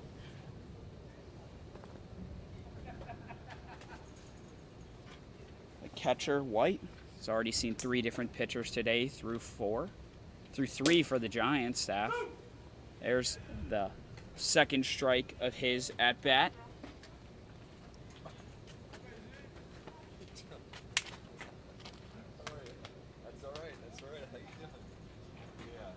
As Lehman sets. This one's high. Rudisil staying at first base so far. Not sure if we'll get a chance to see Rudisil's wheels that he got to put on display last week. I believe that he got a stolen base. That one's high, foul off the bat of White.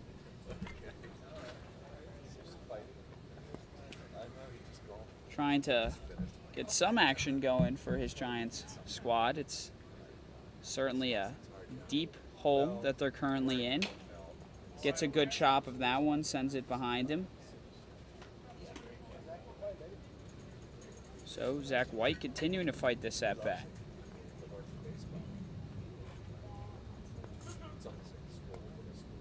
2-2 is the count. Lehman trying to get the catcher of the Giants out. Swing and a miss, and that's exactly what Lehman does. Freddie Diaz steps to the plate now, the shortstop. A couple balls hit his way in the last inning.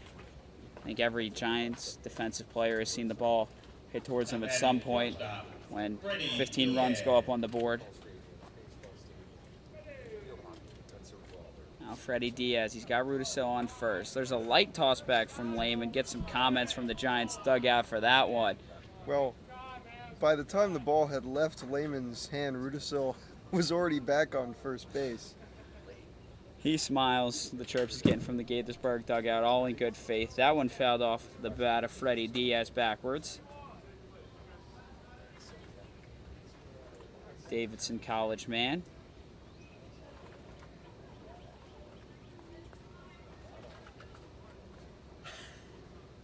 Lehman shakes off Echevarria first. Now decides on his pitch. Sets his windup. This one's off the bat of Diaz. It's high. Running in for it is the right fielder, Deegan. And he will make the catch for the third out on the top of the 4th inning. So that sends Gaithersburg back to their dugout. Nothing to show for there. And we'll head to the middle of the 4th. Stay with us on the Gaithersburg Giants Broadcast Network.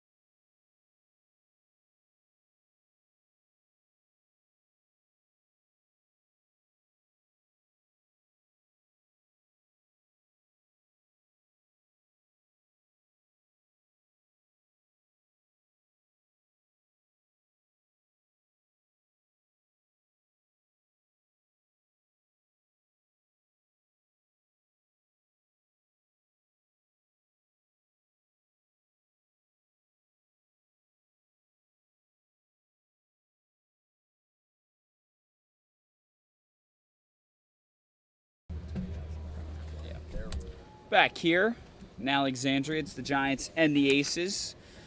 Aces currently getting the best of the Giants, 17-3. Gaithersburg makes their 4th change on the mound.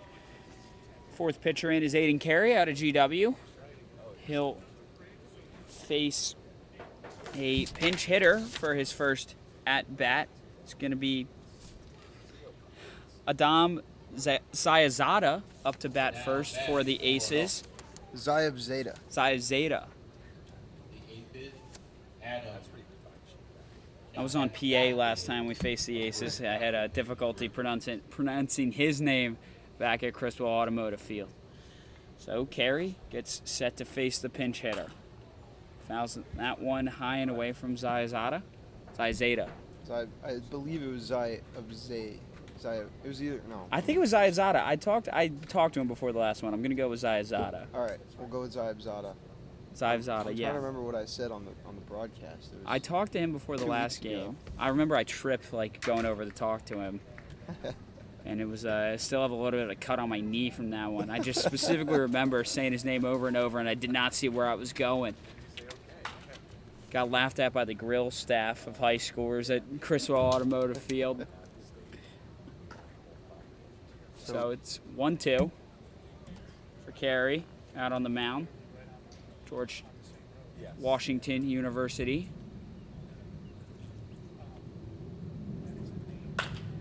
Zayazada gets that one, sends it right to Orr at first base. He sends it to Rudisil on first. Sorry. Orr at second base sends it routinely to first. They get that out. Zayazada sent home, has a smile on his face. I think exchanged some words with the dugout of Gaithersburg. All smiles around here despite the score. So Carey on the mound, facing off against one of GW's assistants, Chris Bursett, the head coach for the Aces. That was delivered across from Freddie Diaz to get the second out of the inning to Rudisil. Designated hitter So DJ Scheinman. now DJ Scheinman steps up to the plate. Something we haven't seen from the Giants so far was getting 2 quick outs. It's been taking them a while to get 2. But since Carey stepped on the mound, Giants defense being effective. Now the designated hitter up to bat. Watches that one, thought about it. Good eye for ball 1. Yeah, but Chris Bursett, the head coach for the Aces, I believe was or is an assistant with George Washington, which is why the past few seasons the Aces have had so many GW players on their roster. This year it's more George Mason guys. Yeah. Different DMV George happening. Going from DC to Northern Virginia. And Schumann with a bat more suited if he was in a Giants uniform with that powder blue. So anyway, some sort of engineering art. The Giants hitters themselves seem to love those bright color bats. Yeah. I always think of Magnus Krieger's bright pink bat. I love seeing him go out there with that one. Yeah, here's a draw. This bat for Scheinman, certainly the Giants powder blue. Both teams wearing navy jerseys tonight. Yeah, Kind I'm of not an sure- interesting thing. Not sure how I feel about that uniform matchup. So yeah, Giants have the powder blue sleeves. That's a differentiator for them, but otherwise very similar. It is baseball. It'd be much tougher if this was a football or a soccer or lacrosse game determining the jerseys, but baseball, you're able to get away with it just a little bit. This one chopped up in the air. Orr's going to have a chance to get it. Sends it right to Rudisil, and there's 3 outs for Gaithersburg. Quickly, and Aiden Carey's performance out of the bullpen goes 1, 2, 3. So we're through 4. 17-3, still Aces up here on the Gaithersburg Giants Broadcast Network.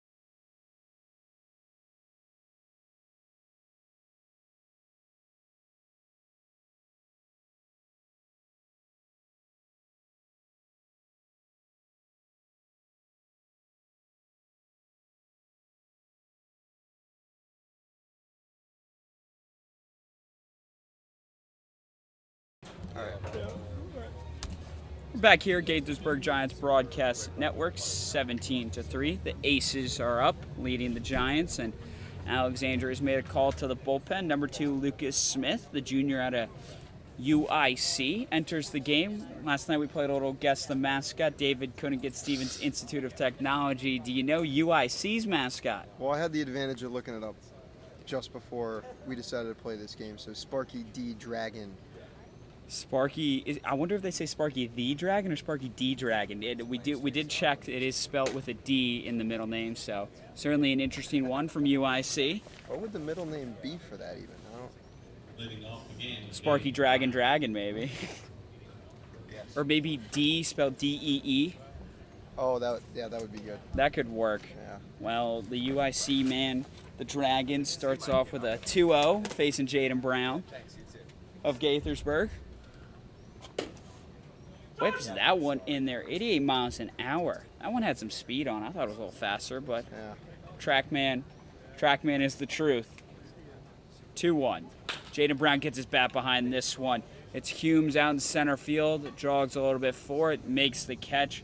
That went 306. Up until that flyout for Jaden Brown, Lucas Smith had as many runs allowed as he did outs recorded coming into tonight. 1 1/3 through his first 2 appearances with 4 runs, all of them earned on just 2 hits. 4 walks to 2 strikeouts for him. 88. And there's 88 for ball 1 off of Lucas Smith. Orr got a piece of that one, sent it right into the backstop, 65 off the bat. Orr, so far we talked about the no batting gloves. Sweat's not affecting him, hasn't lost his bat quite yet. We saw two thrown bats last night at the DC Grace. Swing and a whiff from Orr there. Got a facial reaction from Orr after that swing and miss. Kind of surprised at himself. Surprised at the pitches now.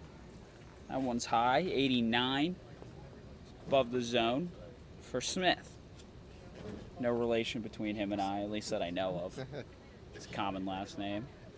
Sure you guys aren't distant cousins? Could be. Well, he nailed Danny Orr, and I don't want any distant cousin of mine nailing Danny Orr.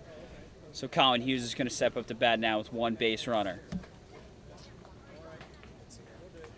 Designated hitter, Collin Hughes. So Smith, we talked about him. He's at UIC. He also his hometown's from Illinois, so he finds himself out here near the nation's capital, playing his summer ball. Certainly a change of scenery for him. Wonder if he's tried out any of the museums or monuments so far. Oh, that one's high. Hit the glove at Chavarria. Hughes fell down from it. Did not quite clip him, though, but it was near his face. Yeah, it's enough to make you wince and dive out of the way. 88 near the head. Now the infield umps will rotate because it was a passed ball, so Danny Orr took second base.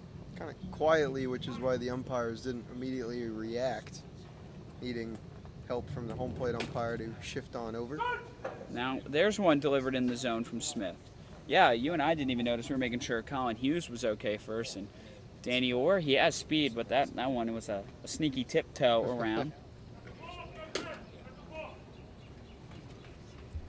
Now Danny Orr is taking third because they called a balk on Lucas Smith. So ump shifts back to first base, and just like that, Orr has sneakily gotten himself to third. Barely anybody's noticed. First balk I think I've seen all season in the Cal Ripken Collegiate League as Collin Hughes puts that one into play. Danny Orr is going to be able to get home. It was a diving catch made by Huber, who then throws out. Norton's on first. Hughes heads to the dugout, but not before Danny Orr crosses home. So, runs scored for the Giants. 4 runs total. 17 still by the Aces. check swing there Third baseman, from Andrew Holub. Collin Was a strike Hughes. regardless. Yeah, I was just gonna say Collin Hughes pretty much robbed of a base hit there. Still got the RBI, but I mean, you talk about getting as close as you can to a base hit. They're gonna say there's a bit of confusion on whether or not that pitch hit Andrew Holub. Gaithersburg dugout is calling that it did. His shin guard turned. We saw motion there. The ump is calling that he should stay. Certainly now manager TJ Brockway is going to take time, talk it over with the ump. He'd rather Holub not stay in the box. You know, interesting things. We've seen interesting things here tonight, David. So 1-1 count. Andrew Holub's going to stay in the box. Giving manager TJ Brockway a couple words, trying to let that one go. So Holub, despite what I thought was contact with him, stays in it. He puts that one off his bat. It's deep into center. Hums is under it.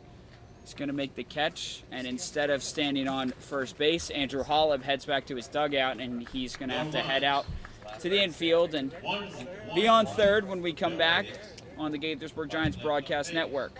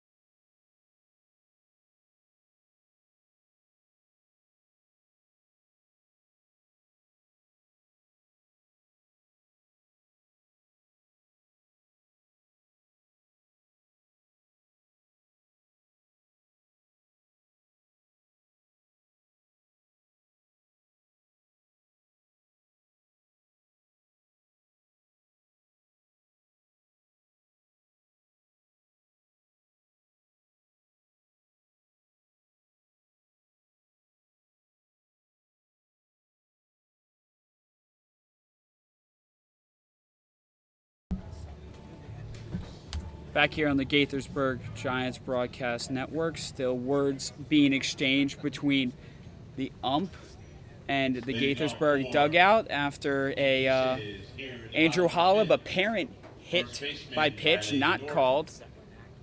Now the ump is going to take time for Gaithersburg. He's complaining that there's a helmet outside the dugout, so now allows ball to be played.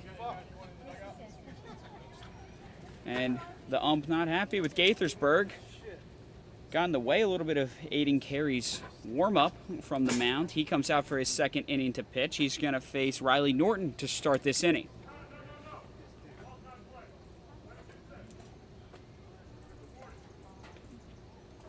Ump gives a warning to Carey now. Now calls play ball after many words exchanged. That one into the dirt from Carey. Yeah, Carey kind of just looking with disapproval. He just wants to get on with it. Well, there was comments made that the ump was really in the way for a lot of Carey's warm-up and then cut it short even a little bit from what I saw. Ordered Zach White to call it, to send it out to Freddie Diaz on short and get this game going. It is 17-4, so certainly want to get out of here as quick as possible in this heat.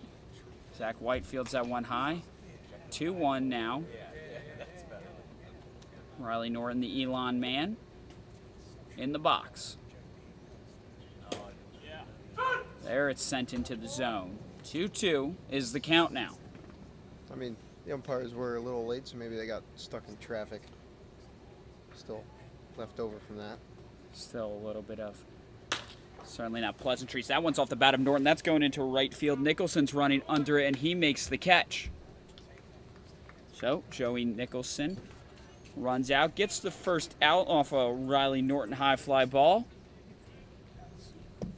into right field. So Braden Huber, Trip Capers. I'm looking at the wrong George Mason product on my lineup sheet. Trip Capers stepping up to bat. He had a really interesting out last time around with the Trip trying to run out a potential pickoff, but Riley Norton stayed on second base, so there was nowhere for him to go.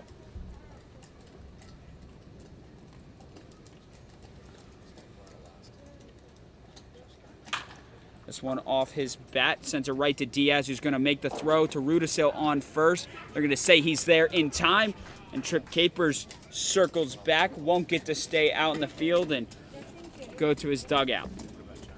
Leadoff batter, Cooper Hums. Cooper Hums, the center fielder and leadoff man, gets back to the Aces' top of the order here. 2 outs in the bottom of the 5th.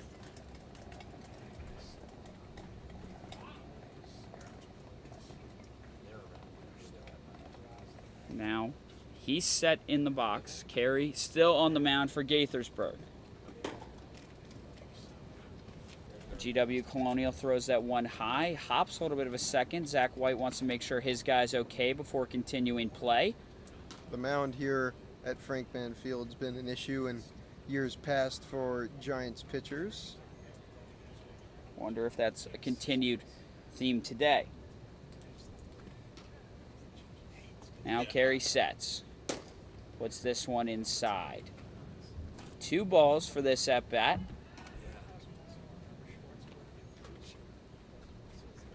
Looking to escape this 5th without any more damage being done. The Aces blew the top off the scoring in the 2nd inning, putting 15 across home plate.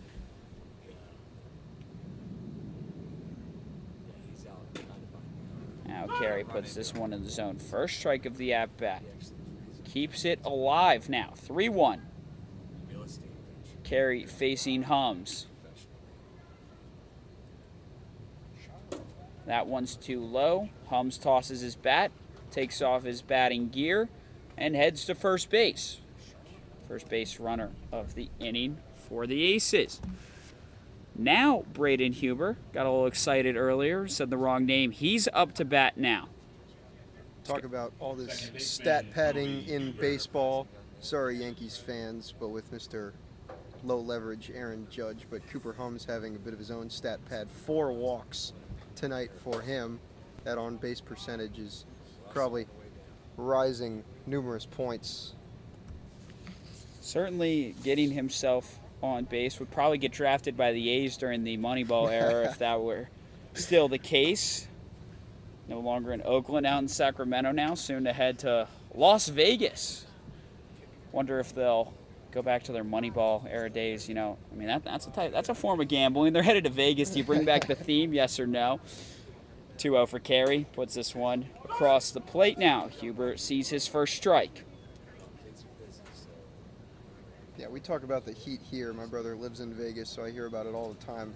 It's going to be interesting to see how the Las Vegas A's deal with that in years to come. And that one's off the bat of Huber, sent behind.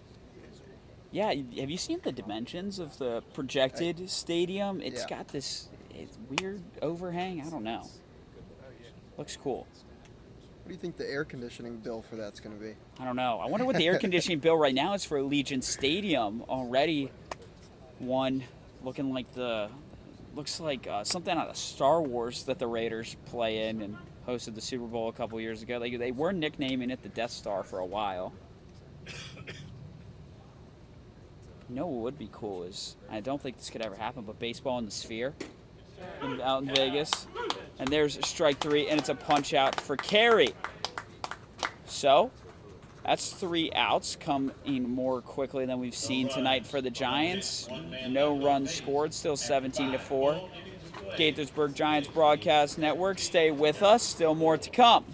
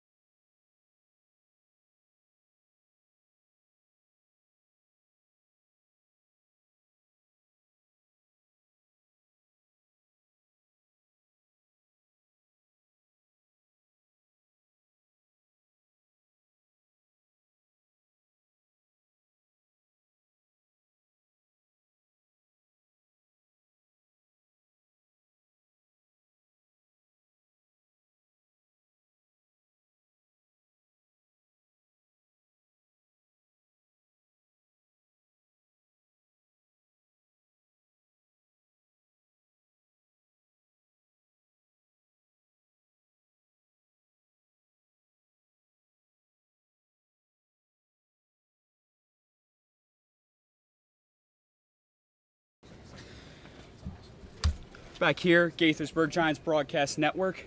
I just ran to the bathroom and Collin Hughes told me I needed to hustle back, and I made it back before Magnus Krieger steps in the batter's box.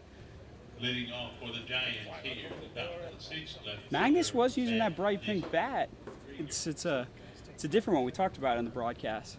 Yeah, not sure if he broke it earlier in the game. I don't remember any broken bat sounds. No, I'm not sure if he was using that pink one today or not. It's not in the top of my memory. Still Lucas Smith on the mound, utility guy listed on the roster for multiple positions for the Aces.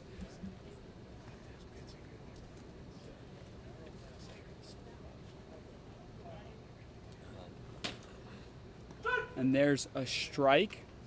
2-1's the count for Magnus Krieger in the box for your Giants.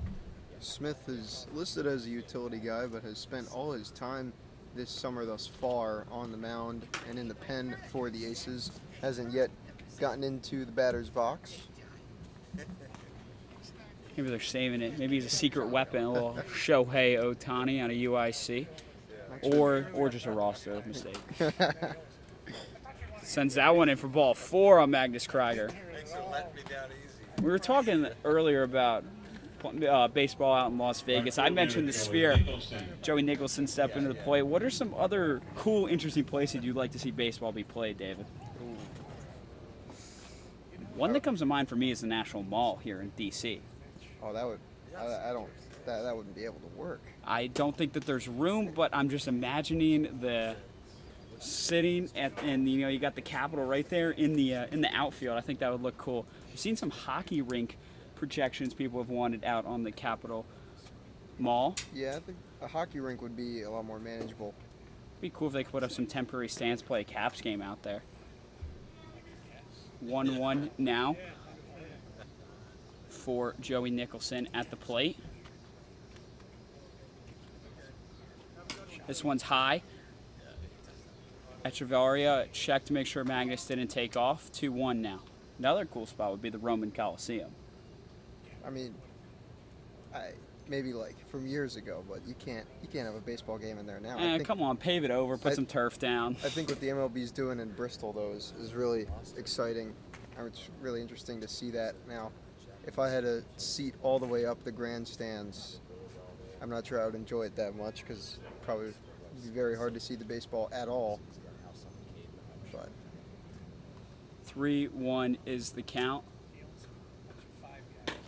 And there's ball 4 on Joey Nicholson. Bryce Rudisil will step to the bat. Coliseum, I love that the MLB added in the Field of Dreams game, made it real. The great fictional baseball movie, turning it real life, adding to that wonder. I'd want to see some more exhibition games, possibly one in the DR. I mean, we've seen ones in Mexico City, and as well the British series, the London series. And we've seen the past couple of years leading off with the Tokyo series as well. Yeah. Getting the Shohei Ohtani fan base really taking advantage of such a big star right now in baseball. We got a mound visit for the Aces. And Lucas Smith will remain out there. Trying to think other cool spots. I saw they're having a game in the NASCAR stadium. Yeah, that's in Bristol. That's Yeah. That's what you were talking about. Yeah. The Bristol Motor Speedway series. It's going to be cool. Trying to think of other sporting events. We saw a long time the Oakland Coliseum. Affected the Raiders more than it did the A's. You'd see Derek Carr out there running the second base line as he's scrambling.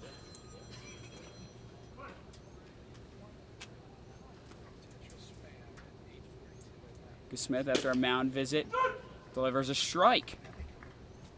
First pitch strike to Bryce Rudisil. Yeah, the 2-1 stadiums are kind of getting phased out. RFK going to be rebuilt as a purpose-built football stadium. No room, or not much room, for a baseball field to be played in there like the original. I only remember it as the home of DC United. I was gonna say that's about all it was used for in our lifetime since being abandoned for a while after the building of Audi Field.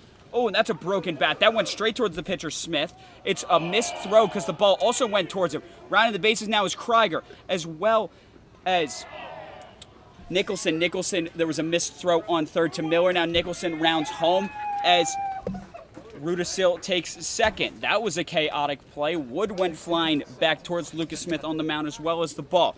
Couldn't turn it around on second, and 2 errors made by the Aces infield, so 2-run score for your Giants. And the PA announcer for the Aces had his mic on while that play happened, so a couple groans from him as throwing error from Smith let that throw down to second get away, and then another throw down to third got away, allowing Nicholson to get 2 more bases than he would have gotten originally. That's a scary moment for Smith. We saw both Rudisil and him kind of hesitated at first as that Wood went flying directly at the mound. So we get a quick timeout as a helicopter flies over here. Many of the crazy things you get here in the D.C. area. I believe that looked like a Coast Guard helicopter, we'll say, as we're right off the Potomac River, right across from our nation's capital here in Alexandria. As well, we got the DCA airport right nearby. Zach White watches strike 2. 0 outs to work with. It's still Bryce Rudisil out on second base after that chaotic play. White watches his first ball of his at-bat. Speaking of military stuff, cool thing is the college basketball game on the aircraft carrier. If there was a big enough one, I'd love to see a baseball game on an aircraft carrier. Maybe dock 3 of them all next to each other. Check swing there from White. They check with the ump, and they're going to call that he went from first base, and that's strike 3. Yeah, the call coming from the current second base umpire. Sorry, yeah, second base. Bill Schmidt over there. Obviously, the Giants dugout disagrees with that one. Thought Zach White held up. That one's off the bat of Freddie Diaz. Bryce Rudisil's dancing a little bit out there on second base. He made a couple jump movements after Lucas Smith turned away from him. He's already saw 1 balk tonight from the Aces. This one's inside on Freddie Diaz now.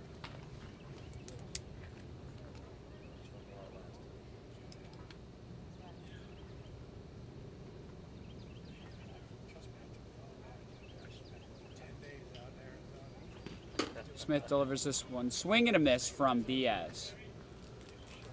1-1 is the count. 1 out here, top of the 6th.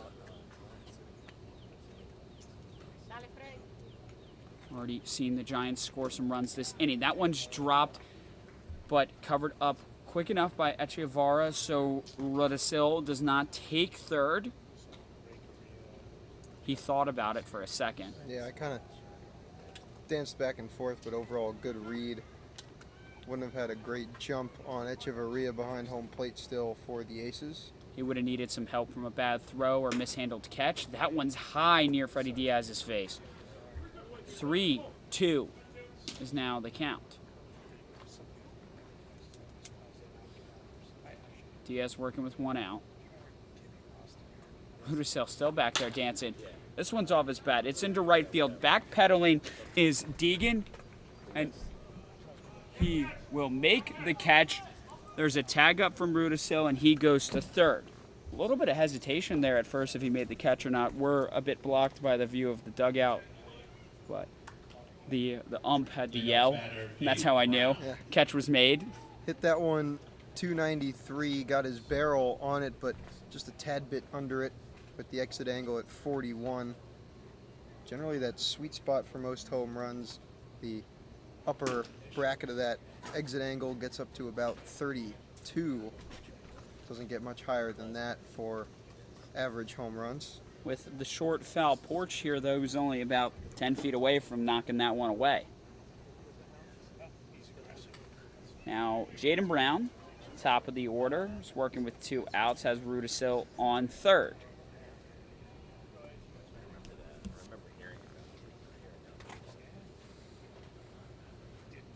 Smith delivers this one. It's low. Hand.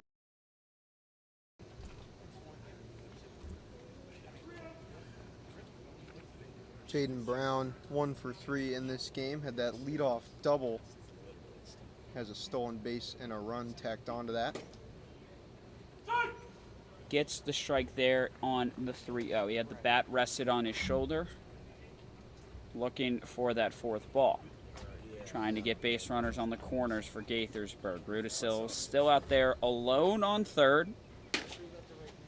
And there Brown gets that fourth ball and the corners are filled. Danny Orr's going to step up to bat. UMBC Retriever has 2 base runners and 2 outs to work with. Second baseman, Danny Orr. Can't imagine Jaden Brown's going to stay on first base for long. Going to hope to get himself over to scoring position. Lucas Smith still eyeing Orr before checking Brown on first. Delivers this one quickly, swing and a miss from Orr. Didn't give Jaden Brown much of a chance there to try to steal after he looked away from him. Brown was still getting on his oven mitt that pretty much every single player wears. This one was dropped for a second by Echevarria, but handled well, so neither Brown or Rudisil will take off. Yeah, even does not matter the speed. Even Bryce Rudisil over there on third has an oven mitt on. And here is a drop pitch. Rudisil's going to head home. Jaden Brown's going to take 2. It's going to become a play at the plate. Smith missed it. It went over his head. He's not able to tag. Jaden Brown hesitates for a second. He's running third. There's going to be a play there. Miller not in time on the throw from Hubner.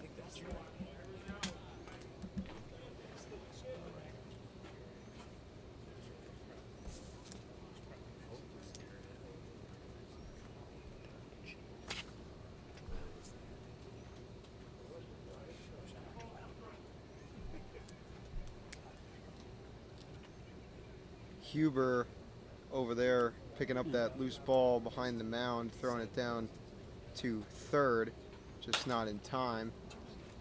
So now Orr, after that passed pitch, saw Jaden Brown get all the way to third base. I'm talking about him trying to show off that speed. You predicted he wouldn't be on first base for long. Did you think it'd be third base that he got all the way to? No, but I mean, pass ball, pass ball. Orr bounces that one high into the sky. It's going to be a play from Smith, sending it over, but it's a missed throw to Norton on first. So now he's going to have a chance to take 2. Orr showing off his speed as Brown crosses home plate for another run for Gaithersburg. And officially this game will continue. No longer in mercy rule territory. It's a 12-run lead that's needed for that. So Gaithersburg not in it just quite yet, but in it enough to stay alive and continue this one. So we now have a time called by the Aces. So baseball is going to continue here. Aces may look to make a change on the mound. It was Lucas Smith sent that one just over first baseman Riley Norton's head. So that's going to be the end of his night. The UIC, as we talked about, Dragon heads to the dugout. And as they take a break for a warm-up, so will we.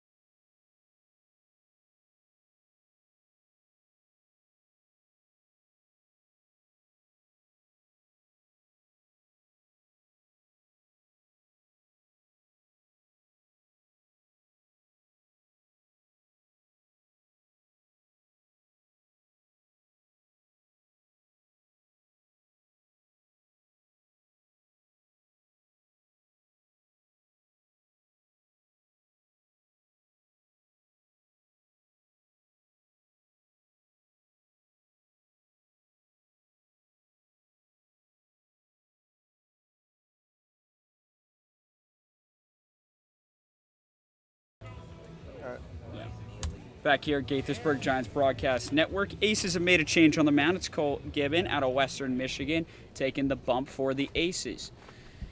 Watched his warm-up there, throwing high 80s. That last one was in the 90. Gave Collin Hughes a little heads up. Yeah, first pitch from Gibbon sailed and hit almost directly on our camera. But Almost hit our looks camera. Looks like it's okay. It's always funny. Yesterday against the Grays, the players were running behind us and checking the TrackMan themselves because the dugout was all the way on the other side of the stadium.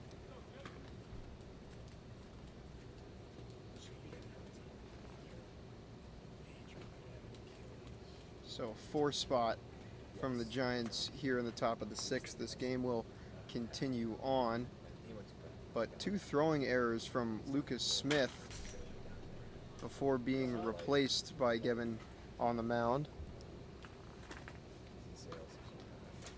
Still 17-8, as we mentioned, out of mercy rule territory are the Giants.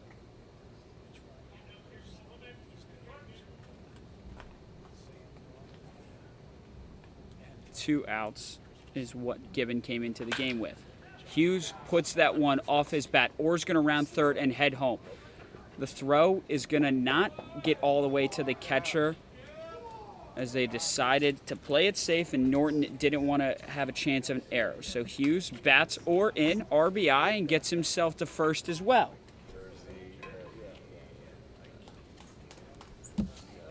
So Cole Gibbon lets up a hit in his first batter faced out of the bullpen.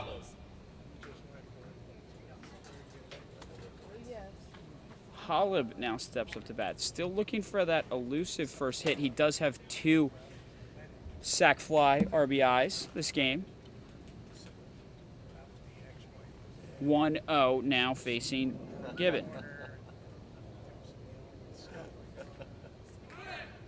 Hughes takes off. The throw's there from Alexandria. Call Hughes safe. Powell not with the tag in time. Alexandria popped up as quick as he could. Not enough, and now Hollab working with a runner in scoring position. As you said, Colin Echeverria popped up as quick as he could, but a phenomenal jump by Collin Hughes on first. Didn't really make it a close play. So Hollab gets a piece of this one. It goes high over the backstop here, lands in the grass. I just heard a thud, no car alarm. Always got to watch out, these smaller baseball fields. Hollab gets a piece of this one. It's into left field. Trip Capers is under it, so that will end the inning. Collin Hughes with a RBI.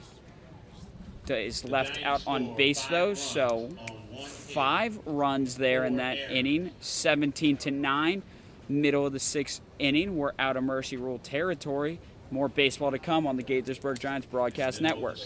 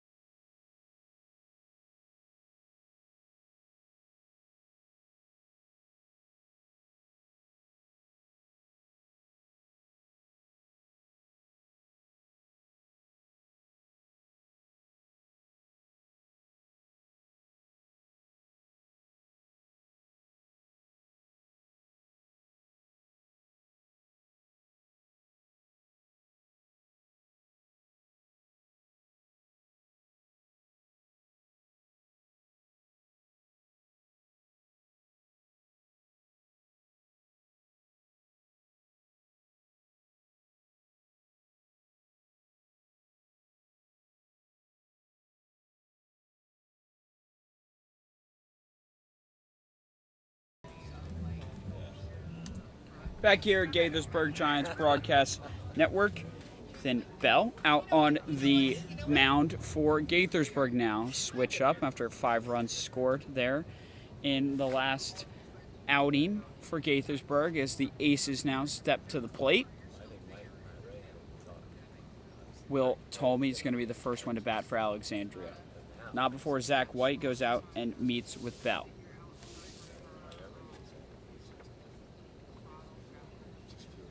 Ethan Bell, currently in the portal, and was previously at Mount St. Mary's as a redshirt freshman, but did not see any action.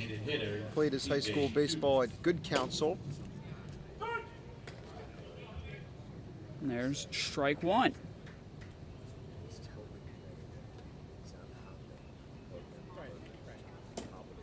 Bell delivers this one. That's a ball. Mason Tolmie, fellow DMV guy, Georgetown Prep versus Good Counsel. This one off his bat into the backstop. Bounces right back up the pitching track to Bell, but he'll return that to the ump.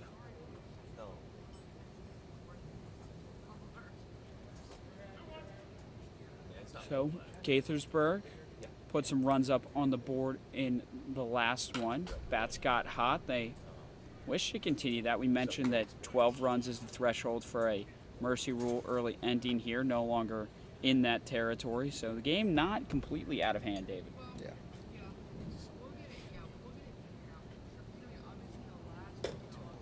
This one's outside the zone. 3-2 is the count. Called 3-2. Yeah. I believe it was 2-2. Yes, it is 2-2. That's what I had over here, so. Once again, David having the correct score on ours. And after that confusion about the ball, no confusion on that one. It goes on the back of Tolmie, and he heads to first base. So, it's followed up by the catcher, Echevarria. So Now batting, catcher Ernie Echevarria.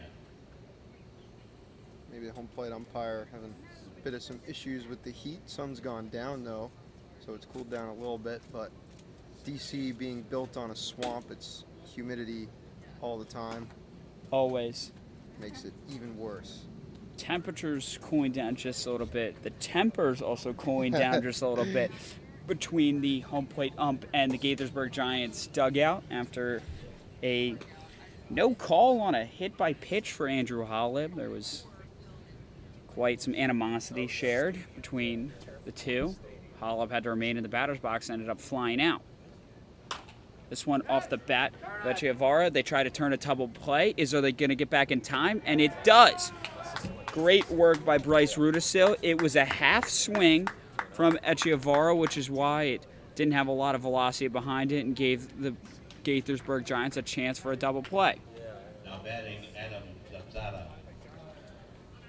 Adam Zayazada up to bat now.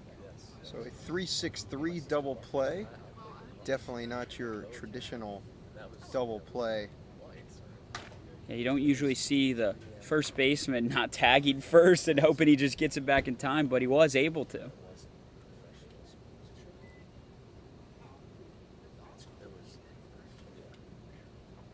Bell sets. This one's off the bat of Zayabzada. Jaden Brown's running under it. Now it's Magnus Krieger calling for it, and he's the one that makes the catch.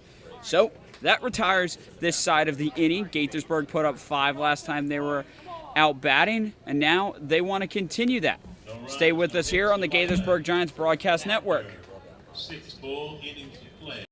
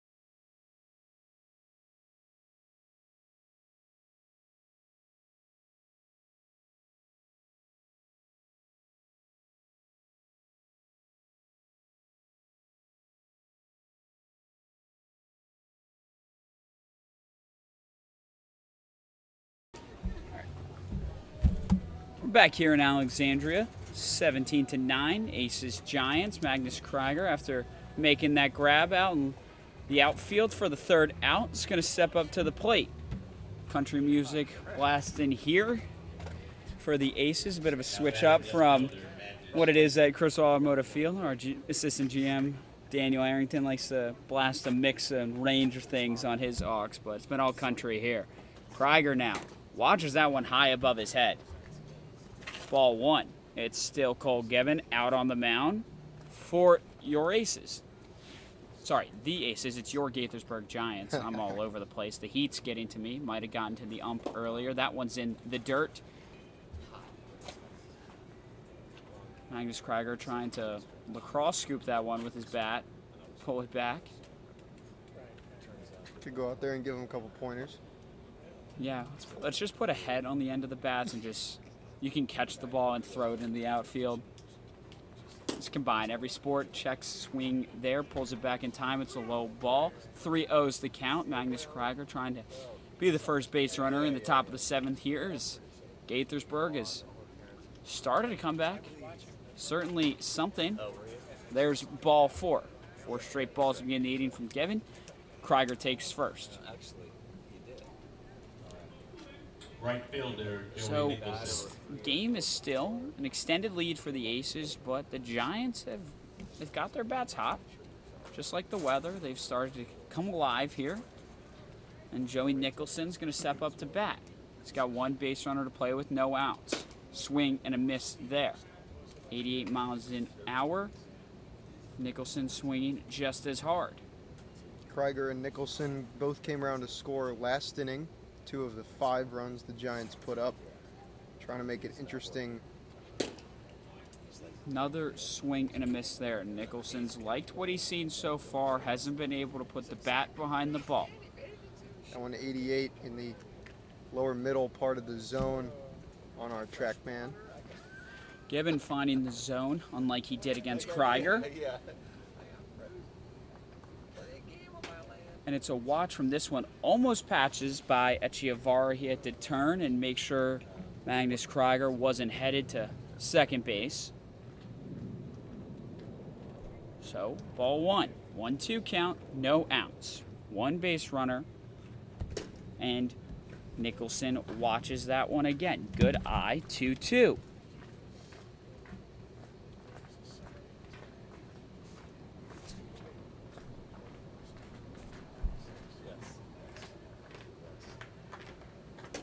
And that one is low into the dirt for ball 3. Slowest pitch we've seen from Gibbon at 78. He's been pretty much living in that upper 80s threshold for his outing. Nicholson fights back from the 0-2 to find the full count. Gets a piece of that one. Sent high into the air.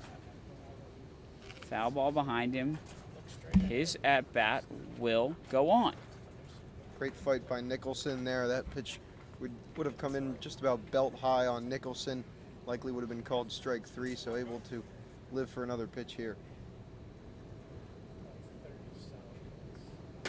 And that one's up near his head. Unmistakable, and he'll head to first base. Back-to-back walks from Cole Gibbon. It took him a couple pitches there through a full count after going 4 straight on Krieger. They all count the same, though. Bryce Rudisill steps up to bat now. Bryce Rudisill.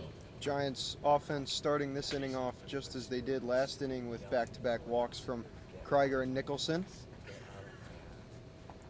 They both rounded the bases last time. Gaithersburg wants to see that again. There's a strike on Bryce Rudisill, first baseman out of Mount St. Mary's at the plate. Rudisill was the beneficiary of the first Lucas Smith throwing error. And that one's low in the zone, 80 miles an hour for the first ball of this battle.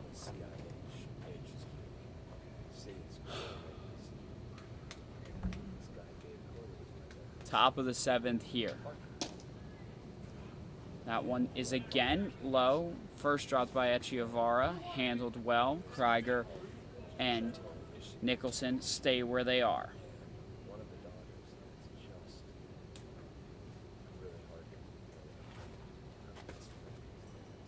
No outs. That one's high.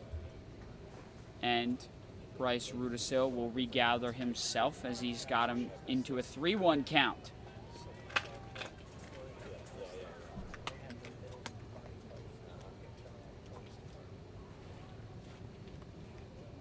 Gibbon readies. Delivers this one low. 3 straight walks for Gibbon, and the aces and the bases are loaded. Just like that, the aces will have a talk over on the mound. And just like that, there will be action in the Aces bullpen. Was wondering how long they would let Gibbon go. 3 straight walks to start an inning. Now it's bases loaded, no outs. So we'll see how much longer Gibbon can stay in this game. And Zach White steps to the plate with a really interesting opportunity. Bases are loaded. We saw a sort of grand slam tonight. We saw an inside the park home run lead to 4 runs. So Zach White with this opportunity has no outs. So room to work with, especially with a pitcher that's walked 3 straight batters. Yeah, Gibbon's just going to try and find the zone. Obviously, you don't want to be too eager in this at bat if you're Zach White, but would not be surprised if Gibbon kind of throws a little meatball right down the middle to just find that zone again. We saw an eager Joey Nicholson with the first 2 swing and a misses that eventually led to a walk. As good eye from White to watch that one for the first ball. He said, not trying to be too eager. If the meatball is there, I'm sure Zach White wants to get his bat behind it. That one's low. Still patience from the man from Louisiana Monroe. Krieger out on third. Nicholson on second. Rudisil on first. And that one is into the dirt. 3 straight balls now. Good patience from Zach White. Will Gibbon be able to find the zone on the 3-0 count, or will he walk one in? High there. Trackman says it was outside the zone. Gives him the strike motion nonetheless. So this at-bat will continue. No runs walked in. Zach White readies for the 3-1.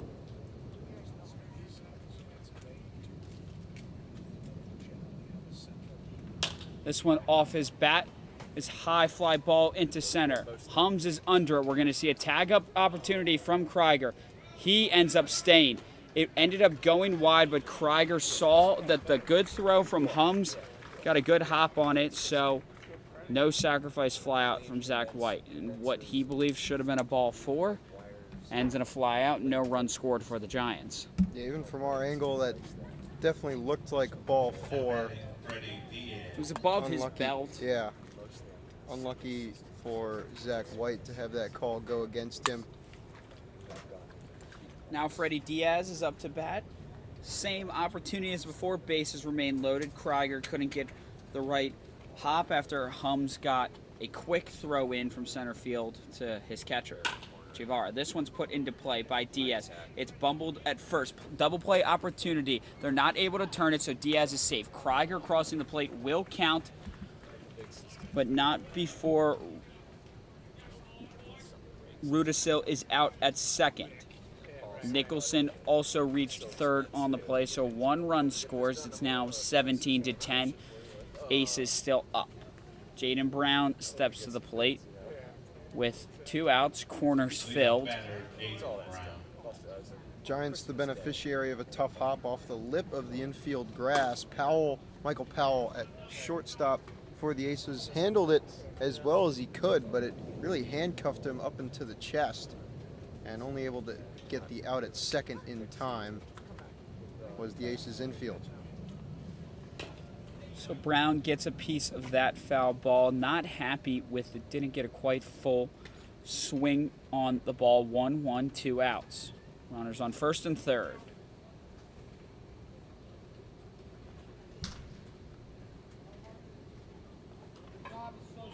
And it's a takeoff from Diaz. This one's off the bat of Brown. He's not happy with that it's going right to Trip Capers, who makes the catch. 1 run scored there for the Gaithersburg Giants. 17-10 as we head to the bottom of the 7th inning here in Alexandria. Left on base.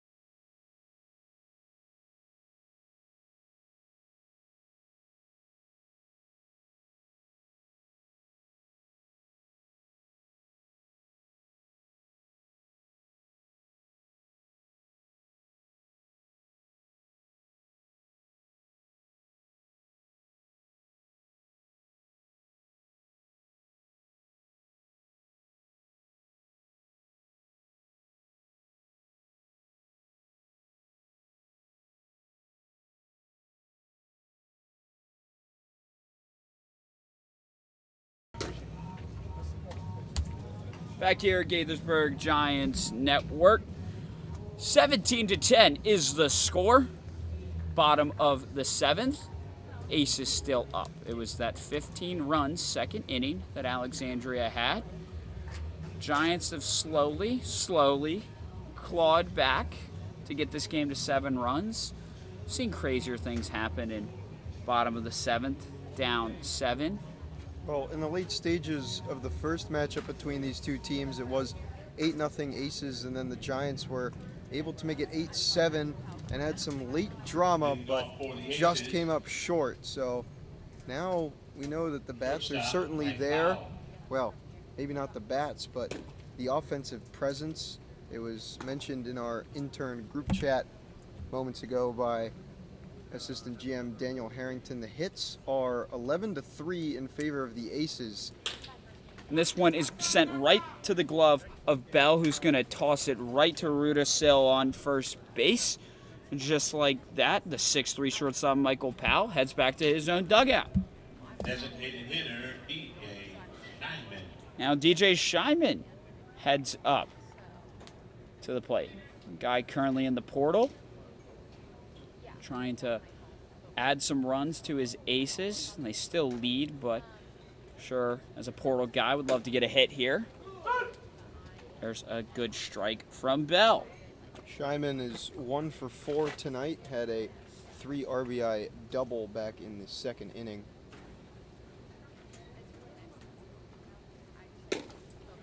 This one again in the zone from Bell. Scheinman yet to put his bat behind one.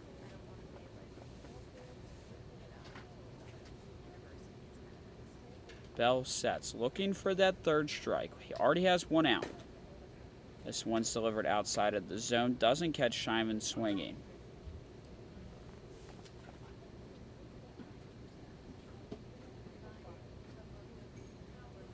Bell readies, puts this one low. Pops out of the glove of Zach White. No base runners to punish. Scheinman, the DH spot.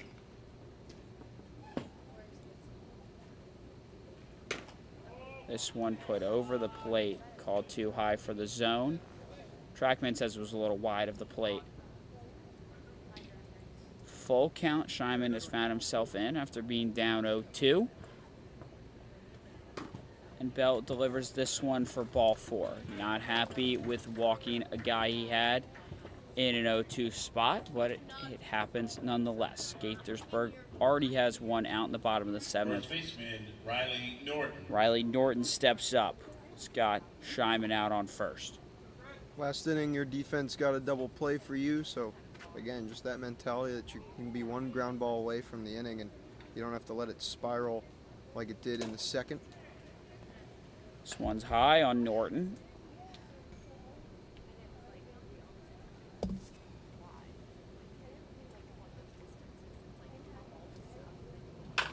And Norton gets a piece of this one. Sends it right to Holland. Not a double play opportunity. It's a drop ball on first place by Rudisil. And just like that, Scheinman's going to take off for third. Scheinman had a jump on the pitch, so no chance for a turn to double play, and then an error out on first. And just like that, the ball's still alive, so Scheinman's going to run home because catcher Zach White had taken backstop behind first base, and the ball was still alive, so Scheinman, using his wit, takes it all the way home. Bit of confusion there on the Gaithersburg Giants side. Defensively, that's just tough adjusting. Holub was the one who originally had to handle the high hop. The only play was to go to first, bounced in low on Bryce Rudisil, and then because catcher Zach White ran up the line to back up that throw, Ethan Bell was the only one left, and he was the one who got the ball in the middle of the infield and no one covering home. So smart base running from Scheinman. Good awareness by his coaches to give him the call to take 4. Scoreboard just went out here in Alexandria, but we still got it for you on the broadcast. Seems like it's been going in and out all game, practically. Not sure if someone keeps plugging and unplugging the cord.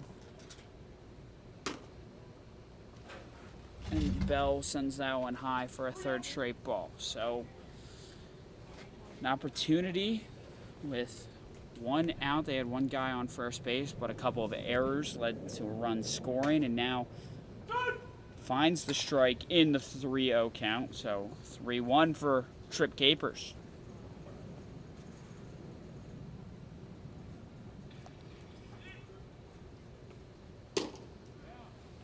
Strike 2. Bell continuing to find the zone. Gets it to the full count.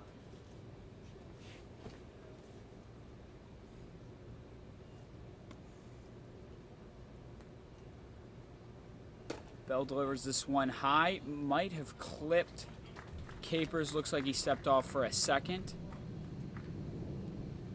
So Norton heads to second base. Capers takes first.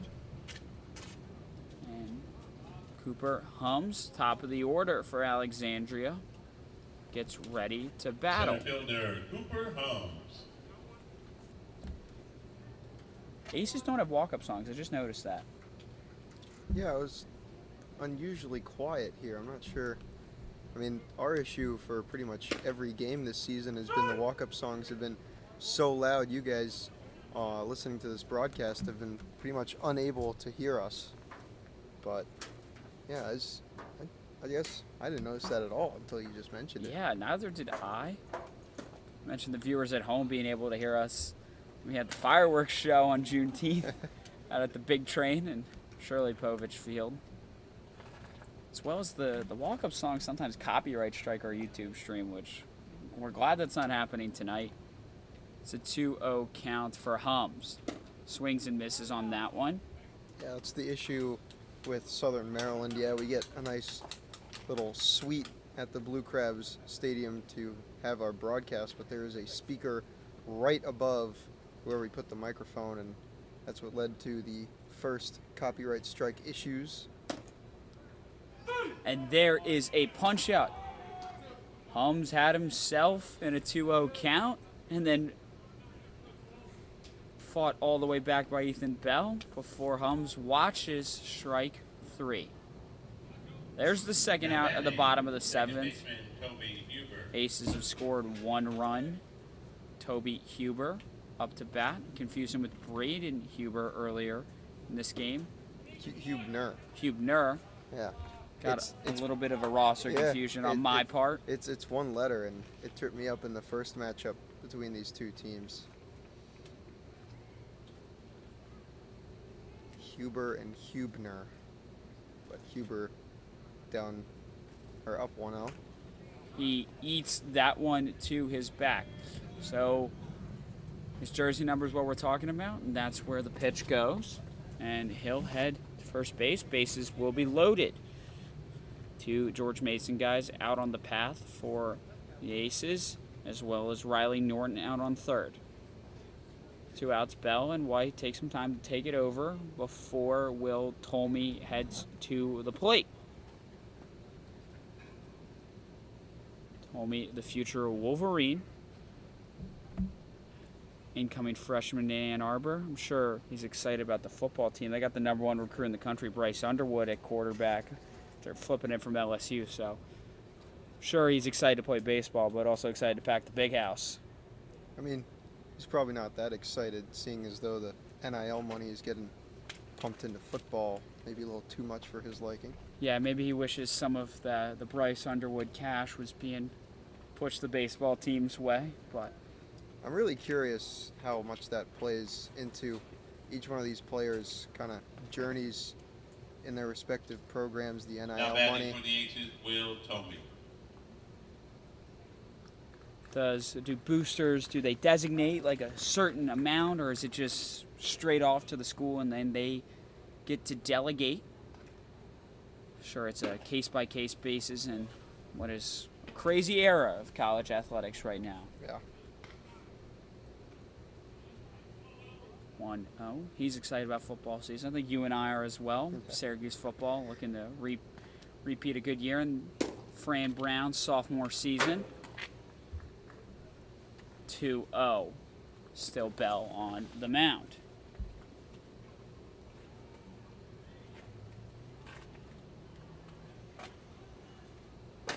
Tolmie watches ball 3. Bases are loaded. Bell doesn't want to walk in a run. He'll have to find the zone to continue this one. Now, the names were still up on the scoreboard. Now it's gone completely dark.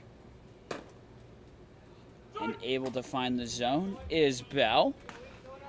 So, Tolmie's at-bat will continue.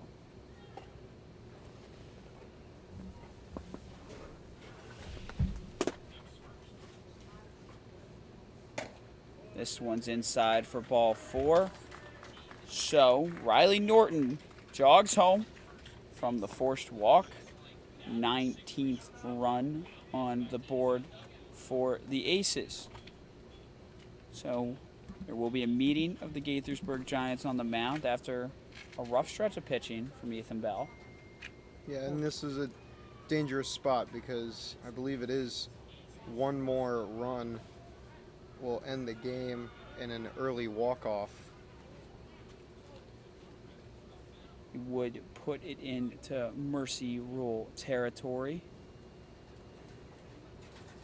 First base coach for the Aces has a pile of shin guards and other Evo shields from everyone that's reached base this inning for the Aces. Vinny Capozza wraps up his meeting on the mound with Ethan Bell and the infield for the Giants. Interesting to say, you mentioned the shin guards from the first base coach. A lot of the guys that got on base were walked, and instead of taking it off at home plate and tossing it back to the dugout, they brought it with them Yeah. to first base. Now batting catcher, Ernie Echeverria. Ernie Echeverria up to bat now with a chance to get this one to ice for the Aces.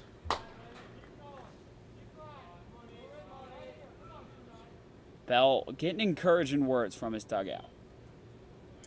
They want to keep playing. Bases still loaded. 1-0, 2 outs, bottom of the 7th. That one's inside, and that clipped Echevarria. Trip Capers will walk on home. Make this game 10-19. Maybe I had the rule wrong. I thought it was 10. Might be 12 after runs. 7, yeah. So, game's going to continue for now. We're not sure exactly when the mercy rule is. As Zaibzada steps to the plate, he gets a piece of that one. Sends it directly to Freddie Diaz, who flips it to second base for the 3rd out. Danny Orr forcing it there. Aces gets So 3 runs. that ends the 7th inning. 3 runs scored by the Aces. No hits. This game's not over. The Giants are going to come back out, have a chance to get their bats going down 10. Stay with us on the Gaithersburg Giants Broadcast Network. The Aces 20.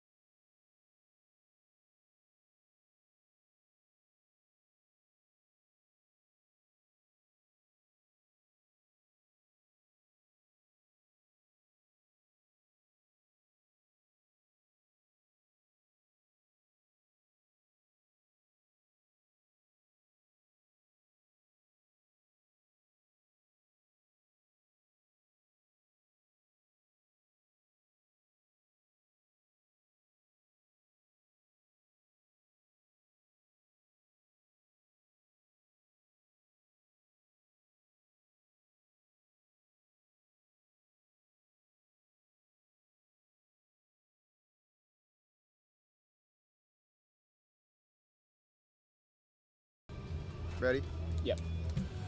Back here, Aces have 20, Giants have 10. Alexandria returns to the bullpen. They bring out a Richmond Spider, Noah Hott, Leading getting off for set the to Giants, face Danny Orr second for the baseman, Giants. Danny Orr. They're down 10, top of the 8th. It's not a mercy rule game just yet. Giants got themselves out of that territory. This one passes by Echevarria on the first pitch from Hott. Hott appeared in the previous game, just like Smith and Lehman before him. So almost the same bullpen coming out for the Aces in the first meeting between these two teams. And there's a 90-mile-an-hour strike from Hott after losing control on the first one. In that one, Hott went 1 1/3, giving up 3 hits, 2 runs, 1 of them earned, and a walk and a strike. Danny Orr gets a piece of this one, sends it foul behind him. 1-2 count. 91 out of the hand of Hott.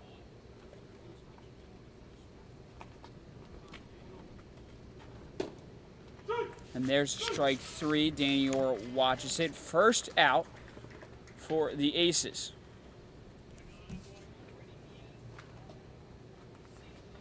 Collin Hughes up to the Designated plate hitter, now. Collin Hughes. Designated hitter. We saw him get himself on base with his bat last time, as well as steal one.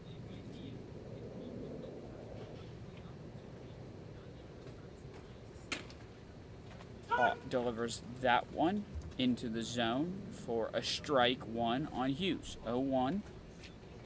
It's the count. 1 out.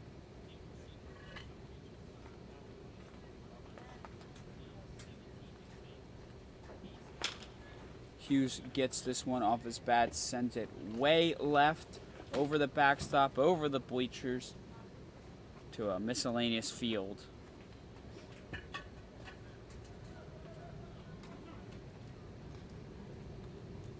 Hughes readies, finds himself in the 0-2, already 1 out. That one's high. Hott not able to find the strike zone there for strike 3.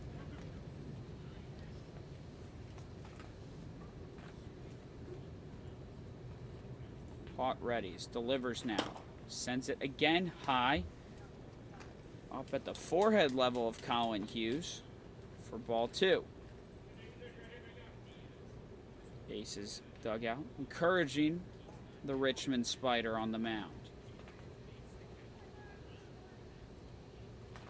Swing and a miss there from Collin Hughes. Almost swung out of his shoes. It's going to be the second out of the 8th inning here in Alexandria.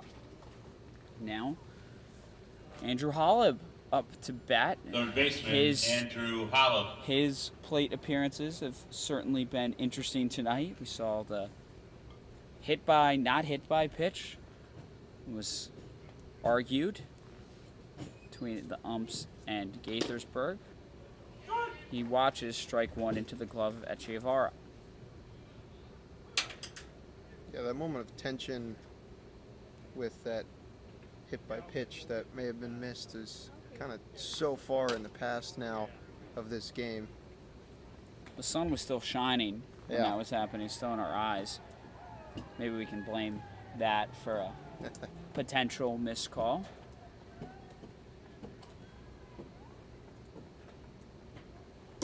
Holub watches ball 2.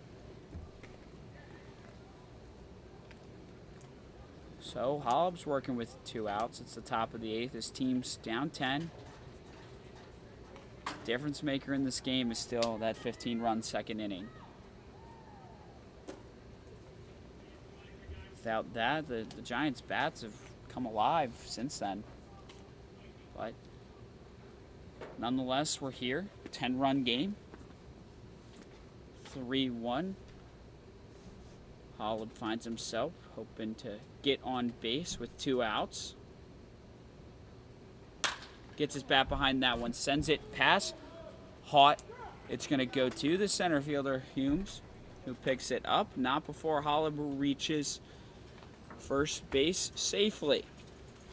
Left fielder Magnus Krieger. Now Magnus Krieger is up to bat. First time Holub has reached base safely. As we've noted, he has 2 RBIs via 2 different sacrifice opportunities, but now finds himself on base for the first time. Krieger sends that one high over the backstop here. So Holub got his first hit at Gaithersburg this summer, turning after a short stint in the New England Collegiate League.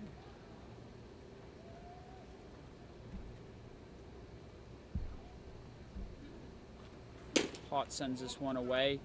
Check swing from Krieger doesn't go through. Ball 1. He's working with 2 outs.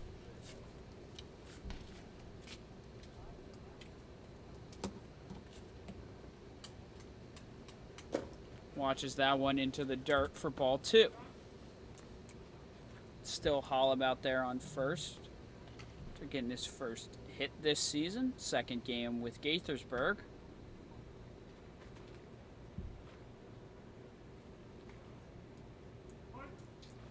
Sun's gone down here. Gotten a bit quieter. Still a large deficit for Gaithersburg. Krieger gets his bat behind that one. Sends it to his defensive position to Capers, who's under it. And that ends the side. Head to the bottom of the 8th inning. Aces looking to escape this one. A No memorable runs, one no so hits, far. 1 man left on base. Stay tuned in on the Gaithersburg And Giants on the Broadcast Network. The Aces 20 and the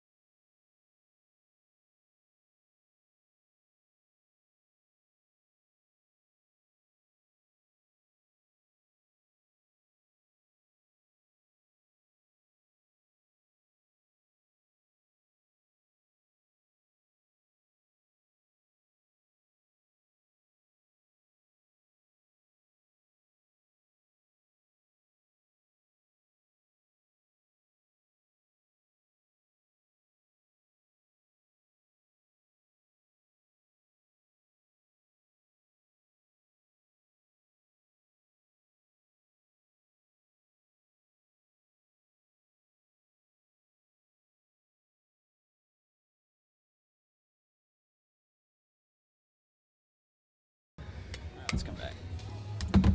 We're here, Gaithersburg Giants Broadcast Network in Alexandria. Aces up 20-10 on the Giants. This another call to the bullpen. Fifth time, sixth pitcher for Gaithersburg. Alex Cromwell steps to the mound.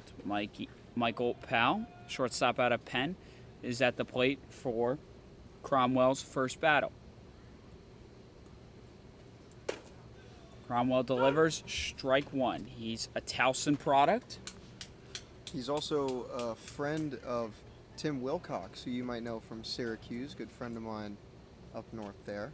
That's an interesting circle back, little connection to the 315 here, to Orange Men on the call, as that one passes by Bryce Rudisil on first base, so Michael Powell reaches safely. No further damage done on the passed ball.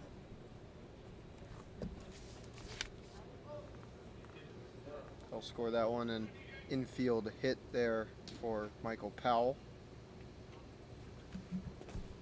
Now batting DJ Shyman. DJ Shyman. I was just going to say, interesting scoring from the home team here.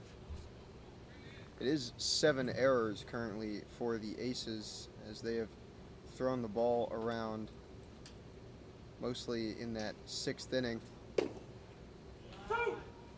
There's strike two now from Cromwell.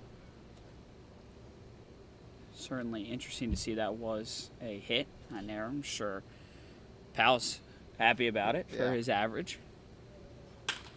This one high off the bat of Schumann sends it foul. Getting encouraging words from his third base coach.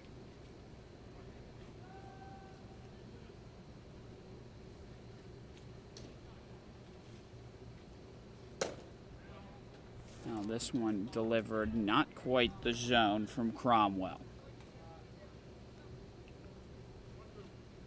Schumann's guy in the portal, but he's the one that wishes he got a hit.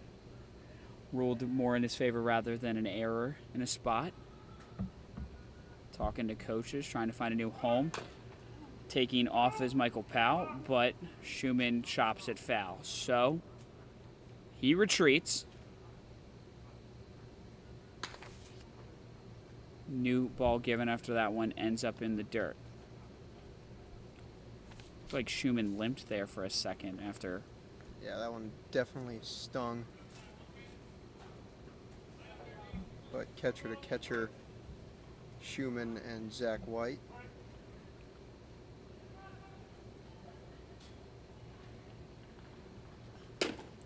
Check swing there. Punch out called from the ump. So first out in the bottom of the 8th. And now Riley Norton, the first baseman out of Elon, up to the plate. Cromwell, 6th pitcher tonight for Gaithersburg. We saw 3 of them used in that eventful, high-scoring 2nd inning.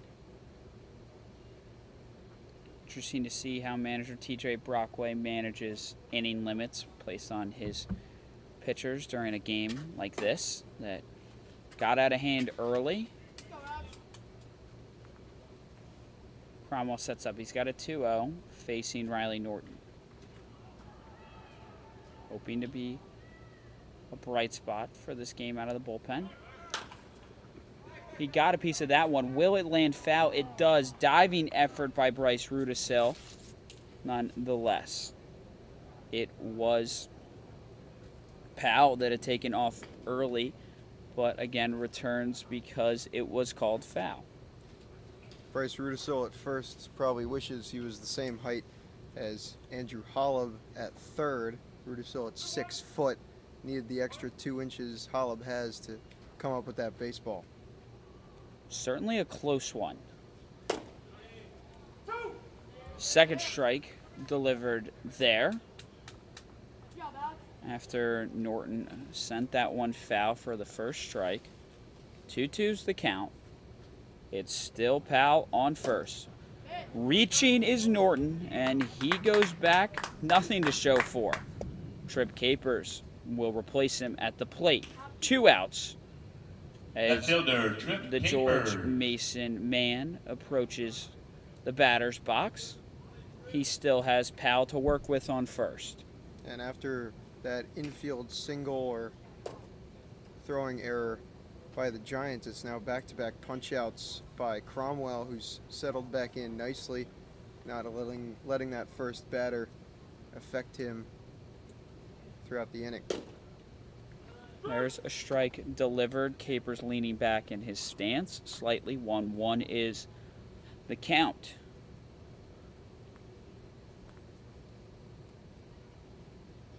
Cromwell sends this one into the zone. Another no swing from Capers.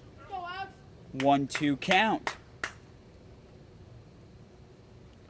The Towson Tiger trying to retire the inning. Puts this one into the zone. Capers leaned back, but it's a punch out regardless from the umpire behind the plate. We're going to head to the 9th inning. No runs, no hits. The Gaithersburg Giants need 10 runs man if they left, want to no continue base. this one. We'll find out if that happens on the other side of this End break. of 8 full.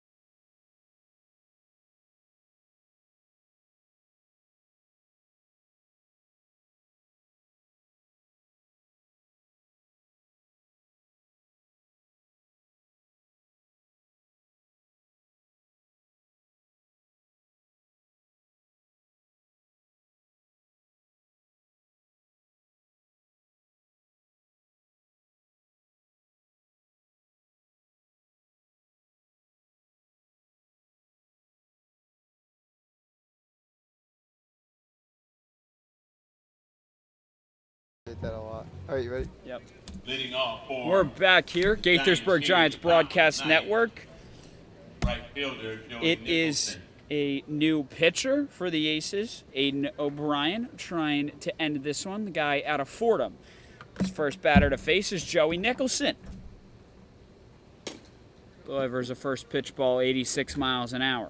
Yeah, new pitcher in this game and new pitcher on the mound for the Aces. It's his season debut, so his first batter of the summer is Joey Nicholson. So Nicholson coming down New York, where he spends his school year. Heads to the nation's capital now for his summer ball. And there Nicholson watches that strike, finds himself in the 2-1. O'Brien sent in for his season debut, hoping to end this one. It's been a long game. It's been a hot game. It's 100 degrees to start the game. Is what my phone was giving me for a second. So Well, It's been guys, hot. These guys have already played through fireworks. I don't think they want to play through a hurricane, so no 100-mile-an-hour winds, please. Now, I'm sure one of the pitchers would like to get there as Nicholson put it into play, but it was right to Powell at short. I'm sure Aiden O'Brien would like his arm to get to 100 miles an hour. But he gets his first out. Bryce Rudisill, first baseman, Mount St. Mary's, heads to the batter's box. His team needs 10 to continue this game. Bryce Rudisill. Would take a lot. Nothing short of a miracle for Gaithersburg to continue this one. And there is a first pitch ball from O'Brien to Rudisill. This one is called strike, clipping the bottom right corner of the zone, 86 miles an hour.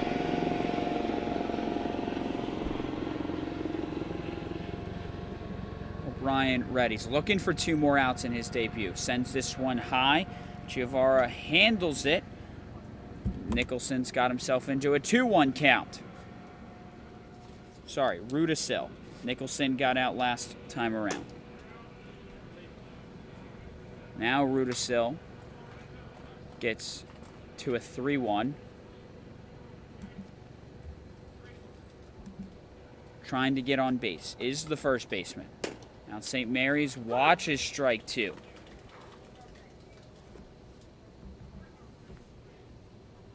So now, full count for the man from the mound.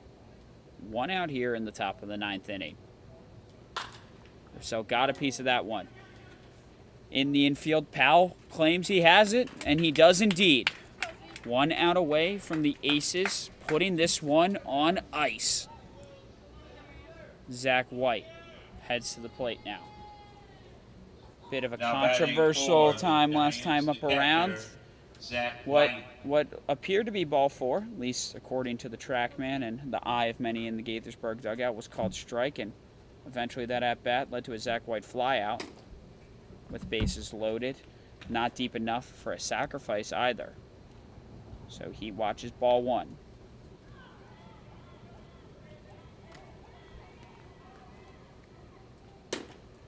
O'Brien delivers ball 2 again above the zone.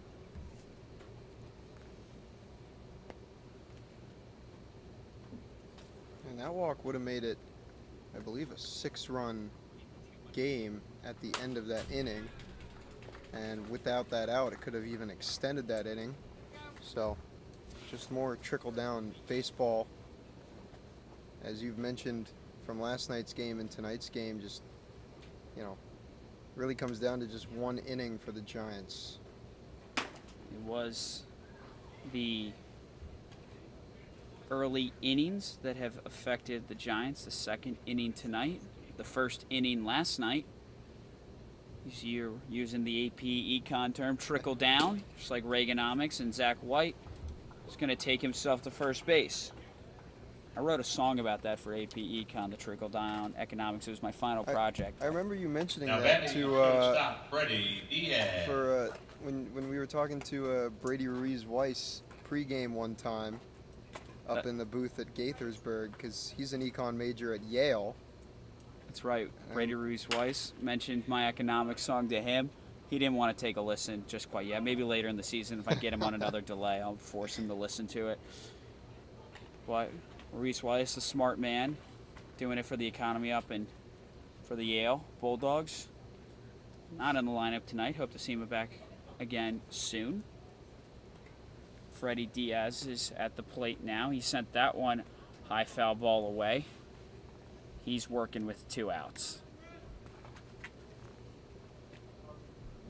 That one's high from O'Brien, handled well by Echeverria. Out on first base is Zach White after that walk. Swing, high foul ball. That's into the parking lot.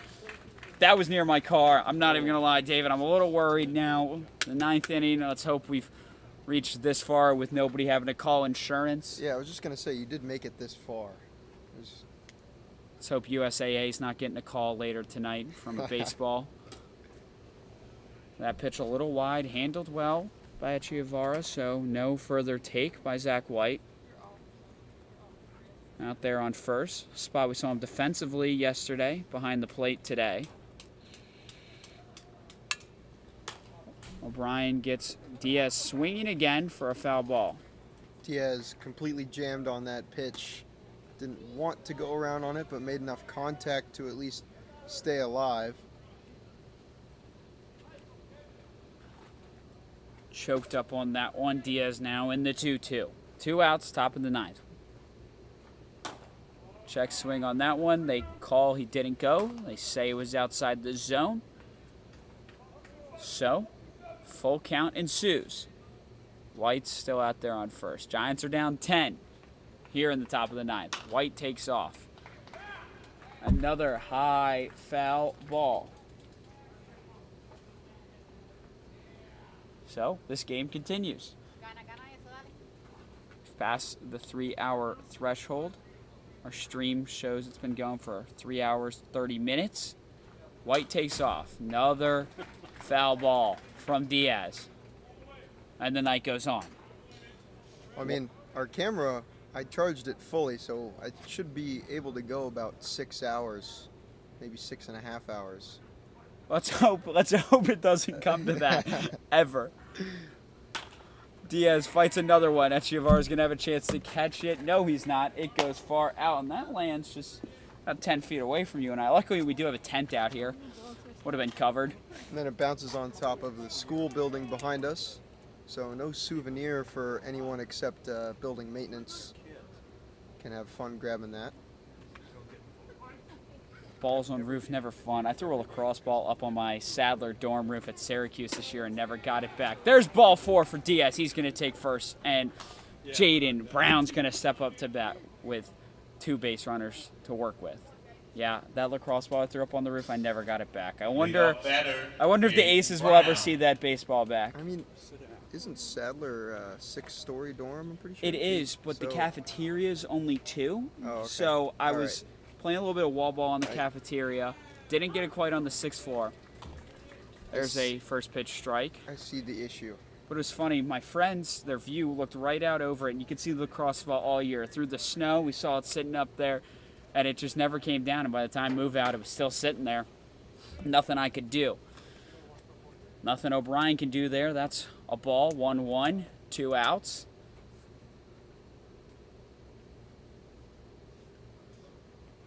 Brown gets his bat behind that one. Is this the game? Calling for it is Powell. Never mind, it's Miller who puts this one on ice. A memorable one on Alexandria. 15-run second inning for the Aces. Probably the highest David and I will ever see, have seen. At least here for the Cal Ripken Senior Collegiate League. Gaithersburg showed some fight. Put 10 runs up. Certainly nothing to balk at offensively, but Yeah. You know, when stuff like this happens, you try and take away the positives. And obviously the scoreboard's going to look like a football score, so you're not going to obviously try and take many positives, but a lot of walks were given up. So in terms of, playing to contact and playing defense against hitting, then that was pretty good. And I mean, a total offense, you did draw 7 errors as officially scored, maybe not actually 7 errors, but I mean, you did put up 10 runs, and that's enough fight to play a full game and at least give yourself the opportunity to better your play. So I mean, what do you have, Collin? I mean, this was a long game for us. Certainly avoiding the mercy rule, I think, is a positive for Gaithersburg. You never want to see you give up 15 runs in an inning, you already find yourself in that hole. So there was fight back. And 10 runs, you mentioned, that's a complete game offensively. But like we mentioned earlier, last night was the first inning. This night it's the second inning. The Gaithersburg Giants have let up these runs that have led to be the difference maker in the losses. Talked about last night was a difference maker, 15 runs. Would have made this game 10-5. Obviously, situational differences if that doesn't happen. But I certainly think Gaithersburg has some fight. Last night the bullpen was there. This night the hitting was there. It's just a matter of combining the two for one full, complete game if Gaithersburg wants to get back in it. Still plenty of baseball to play here in the Cal Ripken Collegiate League. That's it for a long night, a memorable one, 15-run second inning. I will have the call tomorrow night in Bethesda as the Giants try and get their revenge on the Big Train, who last I checked were up 15-7 on the Metro South County Braves. So going to have their work cut out for them against the North Division leading Bethesda Big Train. No fireworks this time.